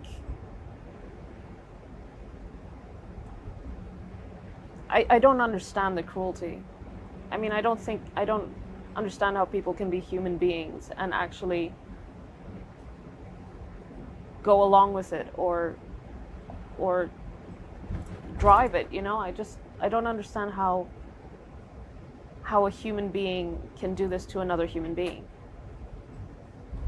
And just the effect it has on Julian, what is being done to him, you know. He doesn't have contact with the outside world, and the little contact he has is with, you know, very serious criminals, and violent people and, you know, dangerous people, and that he can't be with his family, that we're only able to see him a few hours, 1 or 2 hours a week. It's just, you know, it's kind of, rage doesn't describe it because I'm in the middle of it and I just cannot understand it. So we're going into prison to be fingerprinted 4 times and searched and sniffed by dogs in order to visit the notorious terrorist criminal Julian Assange, who has not actually been charged with anything. We're heading out.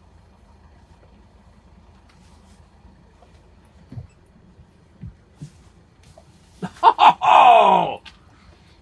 Say a prayer.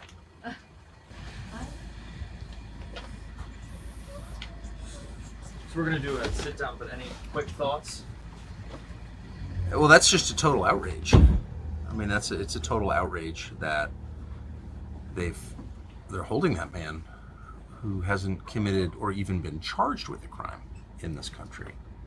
I mean, that's a, you know, maximum security prison filled with murderers, and the people who reside there, the inmates, are treated like animals.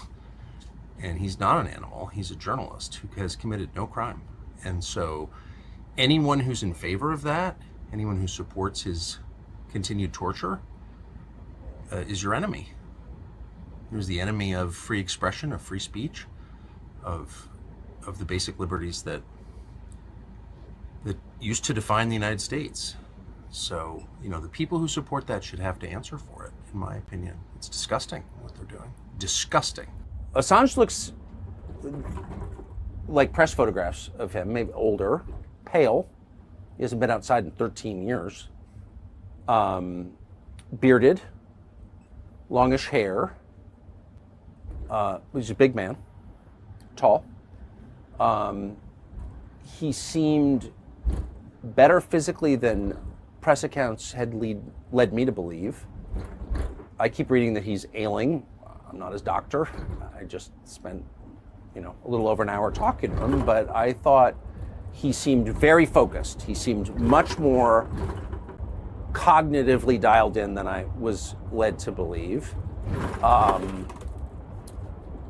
Dressed in gray sweatshirt and sweatpants, prison issued. He's a prisoner. All the prisoners in the room had fluorescent yellow armbands to signify they were the prisoners. And, you know, I was very focused on the conversation with him because there's a lot I wanted to ask him and a lot I've been thinking about as I've watched his case over the last, almost 20 years. So I had a lot of questions, but it was hard not to notice, if you've never been in a prison meeting room, there's a lot of human drama unfolding all around you. And little children, he has little children, he and Stella have little kids, and it's just, it's heartbreaking to see prisoners with their children or their wives. And as someone who's been married for over 30 years, the idea of being separated from your wife for any period of time is, it makes you feel claustrophobic thinking about it. We talked about why he is in prison, and my first question to him was, what do you think this is actually about, since you haven't been accused of a crime? And he said something that really struck me, and I think having spent my life in Washington is absolutely right. He said he first became famous when WikiLeaks published documents and videos that the U.S. government had kept secret from the wars in Iraq and Afghanistan. They were gravely embarrassing to the Pentagon. I love this right but here. That wasn't the red line. The red line was several years later when WikiLeaks published information about surveillance by the CIA. And so I asked him directly, are you aware of anyone being harmed or killed on the basis of information that he published? He said, of course not. And he said it in a sincere way. Like, by the way, I think if people were killed because of his publishing, because of the stories that he put online, he would feel bad about it. He seems like a humane person.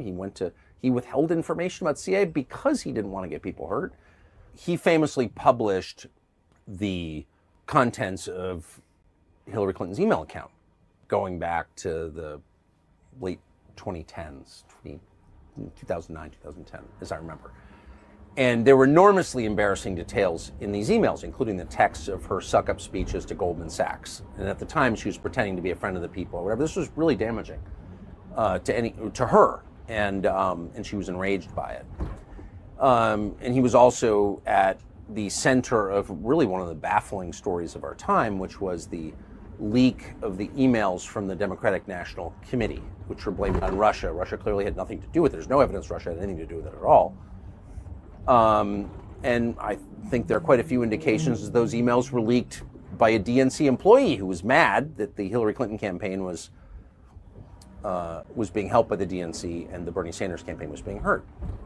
Very interesting. Very interesting story with a lot of lying and potentially some other things. But I asked him, when you published these emails, did you realize how powerful Hillary Clinton was?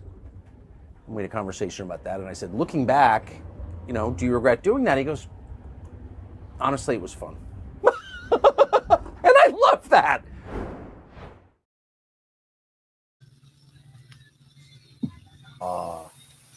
Holy tamale.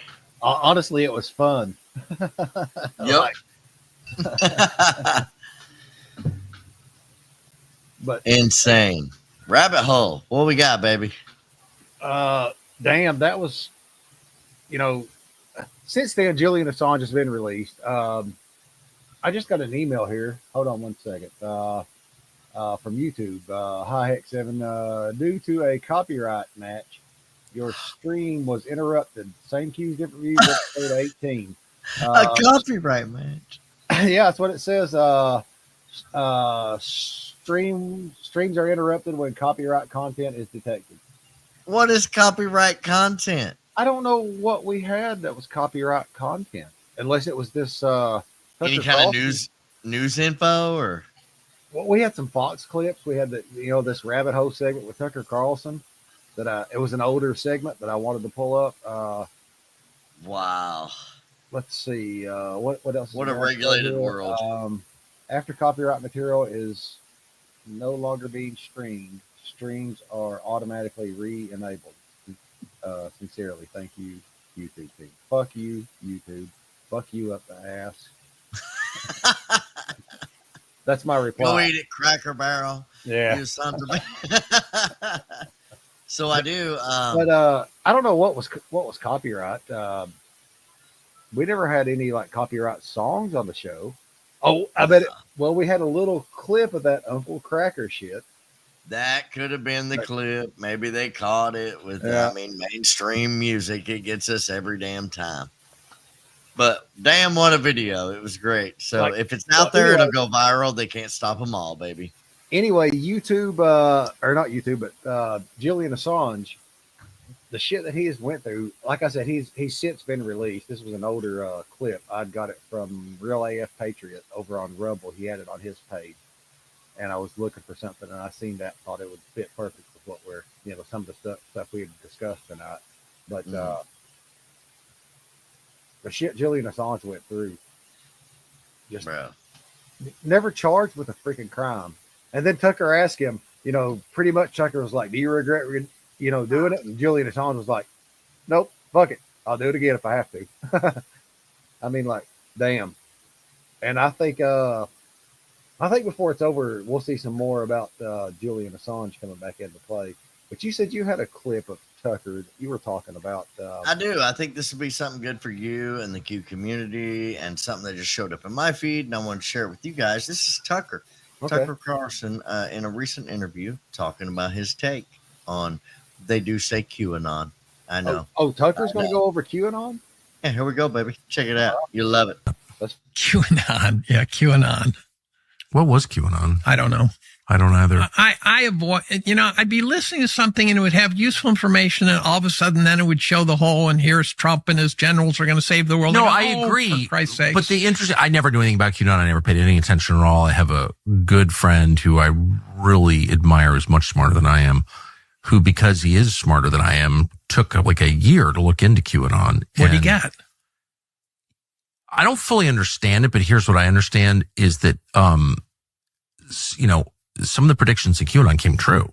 I mean, it's a sophisticated thing. It's not just I think it's a bunch of ex-spooks. for sure. It's not a bunch of college kids on 4chan or whatever they claim it was. These are guys who are probably pissed that the system went bad. It was the point of it, and it's unclear, who was behind it. I have some theories, but people I know actually, but I don't know if they're true. But what is obvious to me is that it's a control mechanism, trying to siphon off some of that energy and move it in a Siphoning off the energy. That's less dangerous direction. Right. Focus on Wuhan. Right. Focus on the lab in Wuhan. That's siphoning. It's all American politics. Like have a race war. Leave us alone as we loot your country. That's right. There's a meme out there. There's a joke where the king and his right hand man, his chief of staff, are looking at the angry townspeople. Some have pitchforks and some have torches. And the king says, "Don't you have to worry? You just convince the guys with the pitchforks are the enemies of the guys with the torches." All right, there you go. That's a little bit of a mixed video. You do get a little bit of QAnon against, but Who you is also get some admissions. So who's the other guy in this video? I'm not sure who the other guy is in the video. But what he said there at the end, the torches. The torches and the pit and the pitchforks. Yes, I mean, like Q says, they want you divided. Absolutely, divided we are weak. He explains it perfectly. Just united we explain stand. to the people who have the torches. They want the race wars. Absolutely. So one thing that I got from that video is, yes, I know here's the deal. We are same cues, different views. Yeah. And it is a perfect video, I think, for us because it provides both of those viewpoints, right? There was some, I don't know what it is, and this, that, and other, and maybe they're playing it safe and they don't want to be a part. But there was also admissions by Tucker that this isn't a college kid group. These are ex-spooks that actually possibly have information. They are dropping things that came true. While at the same time, they're also speaking to my point that says, maybe not. Tucker said that. He said, things that came true. Or he said some things that came true. And I'm like, some? There's been a shit ton of stuff. And right now we're seeing a shit ton of absolutely Q drops, just happen. There's a lot that absolutely came true. But one reason why I want to play that video is that you see that there is still yet a lot of the world that is so much just scared to get into that group. You know what I mean? It's still alive today. Scared, get your feet in the water, motherfuckers. It's good. You'll like know it. What I mean? It's warm in here. Come in, join us. Exactly. Oh, I get it. Hang out with the frogs, baby. Hang out with the frogs. Hang out with Pepe. But one of the things Tucker said in that I'm kind of curious about is he said he had a friend, who got into the QAnon and was kind of researching. Absolutely, he did a full-blown investigation. But for a year. And the other guy, asked him, what did he find? And Tucker really doesn't go into what he found. But what I want to know is who was that friend? Who was that friend, man? Tucker, and a lot of QAnon, and he even admitted a lot of those QAnon predictions do come true. It's fascinating. Tucker's pretty close with a lot of people who are known to be or speculated. Let me rephrase that. Which Anons pretty much know they're part of the Q movement, but Tucker's, really rubs elbows with a lot of these people. So who is he referring to? Is he referring to Scavino? Is he referring to Trump? I don't know. Maybe that's something for us to look into. I just thought it was an totally appropriate video to play for same cues, different views. It just worked perfectly. Like, I want to know who that was, and I want to know what they found. Yes. In the research in QAnon. Here's the thing. Could have been an older video. You know what I mean? Could have been. And then more stuff's happened since, but pretty cool. I mean, to see both perspectives played out I'll tell you what I'd like to see is Tucker interview one of these people who he rubs elbows with, who are among Anons are known to be part of the Q movement. Like, right. Or I don't know. Should I say known or should I say speculated? I don't know how to really word this, but Well, that's a hard one because we It always is. say all the time there is no QAnon, there's only Q. But here's the deal. In my opinion, There's now, Q and there's anon. there's anonymous. But I mean, what I'm kind of like a recovery. what You I'm would getting want at, to remain anonymous. what I'm getting at is, I would like to see Tucker do an interview with one of these people that anons maybe speculate being part of the Q movement, and have Tucker ask the question or ask some questions about Q, like, have a regular interview and then bring up some, Q questions. Right. Because like they have been speculated to be part of the movement, and see what their response is to some of it. But Absolutely. Now you're getting into what I've learned. But you're probably not going to get much from it, because General Flynn is another one who is highly speculated into being a part of the Q movement. And Absolutely. so here's the thing with General Flynn is General Flynn, when he's asked about it, General Flynn doesn't really comment too much on Q. He doesn't say a whole lot about it. But right. General Flynn is the general or is the general of the digital soldiers in the movement. And on top of that, General Flynn has appeared on multiple Q related, like full on 100% Q related shows on Rumble, like X-22 Report, Eye of the Storm, Absolute Storm. He's been on a lot of shows like that. Right. For somebody who doesn't really try to associate themselves and distance themselves, or tries to distance themselves from the Q movement, he sure pops on a lot of Q shows. I will say that. But absolutely, dude. But here's the thing too. First rule about Fight Club. What is the first rule about Fight Club? Don't talk about Fight Club. There you go. I'm gonna give you a different perspective from a guy. Okay, so for me, I was, everything that you're speaking about, you'd like to see some of the anonymous maybe come out a little bit more into the public eye, possibly, and explain certain things and take some interviews.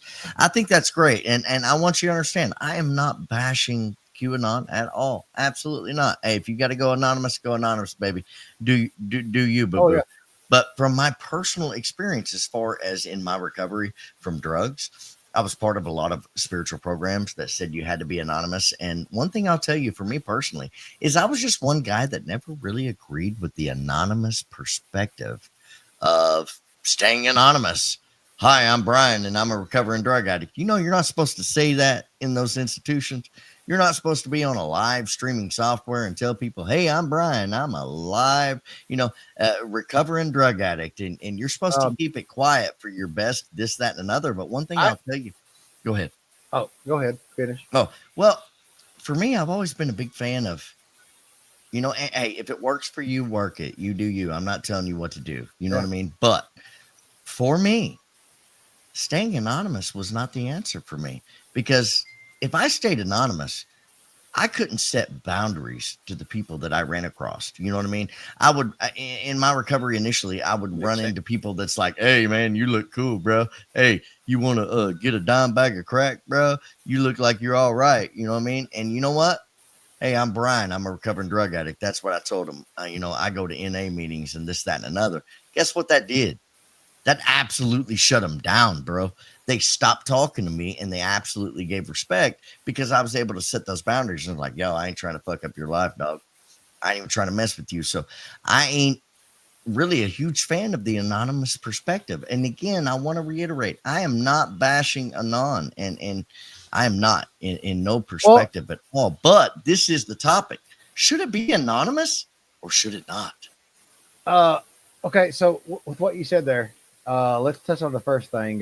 Should it be anonymous? Should it be not anonymous? A lot of anons, back during 4chan and 8chan, they were anonymous. They had their own little group aside from 4chan and 8chan that, they had their screen names and stuff like that. Right. But a lot of these people have actually came out. I hate to beat a dead horse, but one of my damn favorite shows is Absolute Storm. And you've got Stormy Patriot Joe and Absolute 1776. And, Joe gives his name, and Absolute gives his name on the show.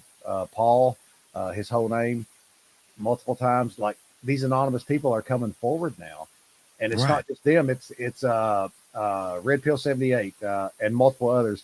The one I would really like to see come out and see what he looks like, and I've followed probably since the beginning.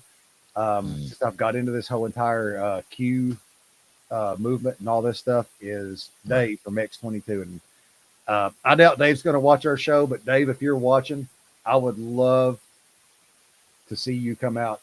I know you're probably not going to. I know you want to remain anonymous. Mm-hmm. And a lot of these people still remain anonymous. And I think the reason Dave remains anonymous from X22 is because he don't want to go out into the streets and, and get all this publicity and people coming up to him and asking him questions. Like, I get that aspect of it. So I get a big part of the aspect of remaining anonymous. But yeah. I would love to see what, I want to know what Dave looks like. I followed him for years. I would too, man. Look, I would too. I love X22. Absolutely. You're like Dave X22, and you're talking about the Red Pill Report and all these people. So all I'm speaking about tonight is again, like I said, I'm not bashing Q. I'm just speaking from personal experience of where, I was part of this society where I needed to remain anonymous to be able to defeat my addiction. And I did that for years, dude. And I followed it and I followed it and I followed it. And I did that through life's experience. And I never let nobody know anything about me. But for my personal experience, the second that I was able to just come out publicly a little bit and I was able to set boundaries and make things happen and be able to do more with a movement like Q or more with a movement like myself trying to stay sober off drugs. We're going on 10 years, actually going on 11. That was my personal story. It may not be everybody's story. So I want that to be understood as well. I understand if you want to remain anonymous, and maybe that needs to happen. But then again, you're in a President Trump administration. You have conservative beliefs and ideologies backing you at this time. Is there ever more of a time to be more vocal? We're winning. Let's do it, baby. Let's get out there. Let's get out there and let's get out of here. I just got your private chat. I didn't see it. I'm sorry. I apologize. Okay. But, yeah, baby's throwing stuff at me. It's time to go. All right, so we're going to scoot out of here, guys. We're going to see you next. Maybe not next Friday because I won't be here next Friday. I don't know of what Parabellum and what Big Country have planned next Friday. So there's a possibility for a pre-record. We may do a pre-record next Friday. We're kind of toying with the idea. We'll see what happens. If some big stuff drops and we need to put a show around it, we'll do a pre-recorded show. If not, there probably won't be a show this Friday coming. And we'll see you at the beginning of the NFL Week 1 season, baby.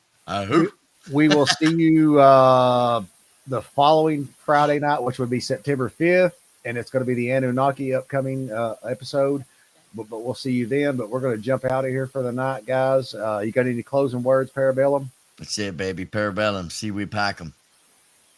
Be able to find peace. You got to go through war, baby. Let's do it. Peace out, guys. God bless. And where we go one, we go all. We're going to leave you with a funny clip. And have a good weekend. Enjoy your weekend and enjoy your family. God bless. Thanks for watching, guys.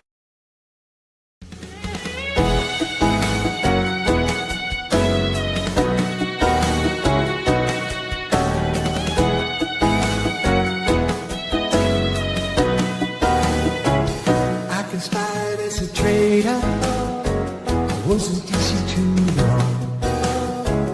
Like a one-on Darth Vader in a Patriot song. While he's gone to sleeping, he says I'm sick in the head. Come and find him in backstage. This is what the police said. You like subpoenas, you got 'em. Getting caught in Ukraine. If you're not in a coal mine, Joe, you're gonna need to explain. Making license plates till midnight. It's the price you'll all pay. Crooked Hillary and Sleepy Joe down on Guantanamo Bay. Come on, man. You know the thing. What are you, poor? Didn't think about Hunter. that sounds kind of mean. He was busy in China. He was into the teenage crack course. So when I ran for office, he knew that Hunter was bad. And though the fake news refuted, they're all in the bag for Hunter Dad. We got to beat up, they caught us. We're getting caught in Ukraine. It's gonna cost us our freedom. It's gonna cause us some pain. I'll live bidding for some senators, and I'll drool while they sing. I'm on vacation for my family.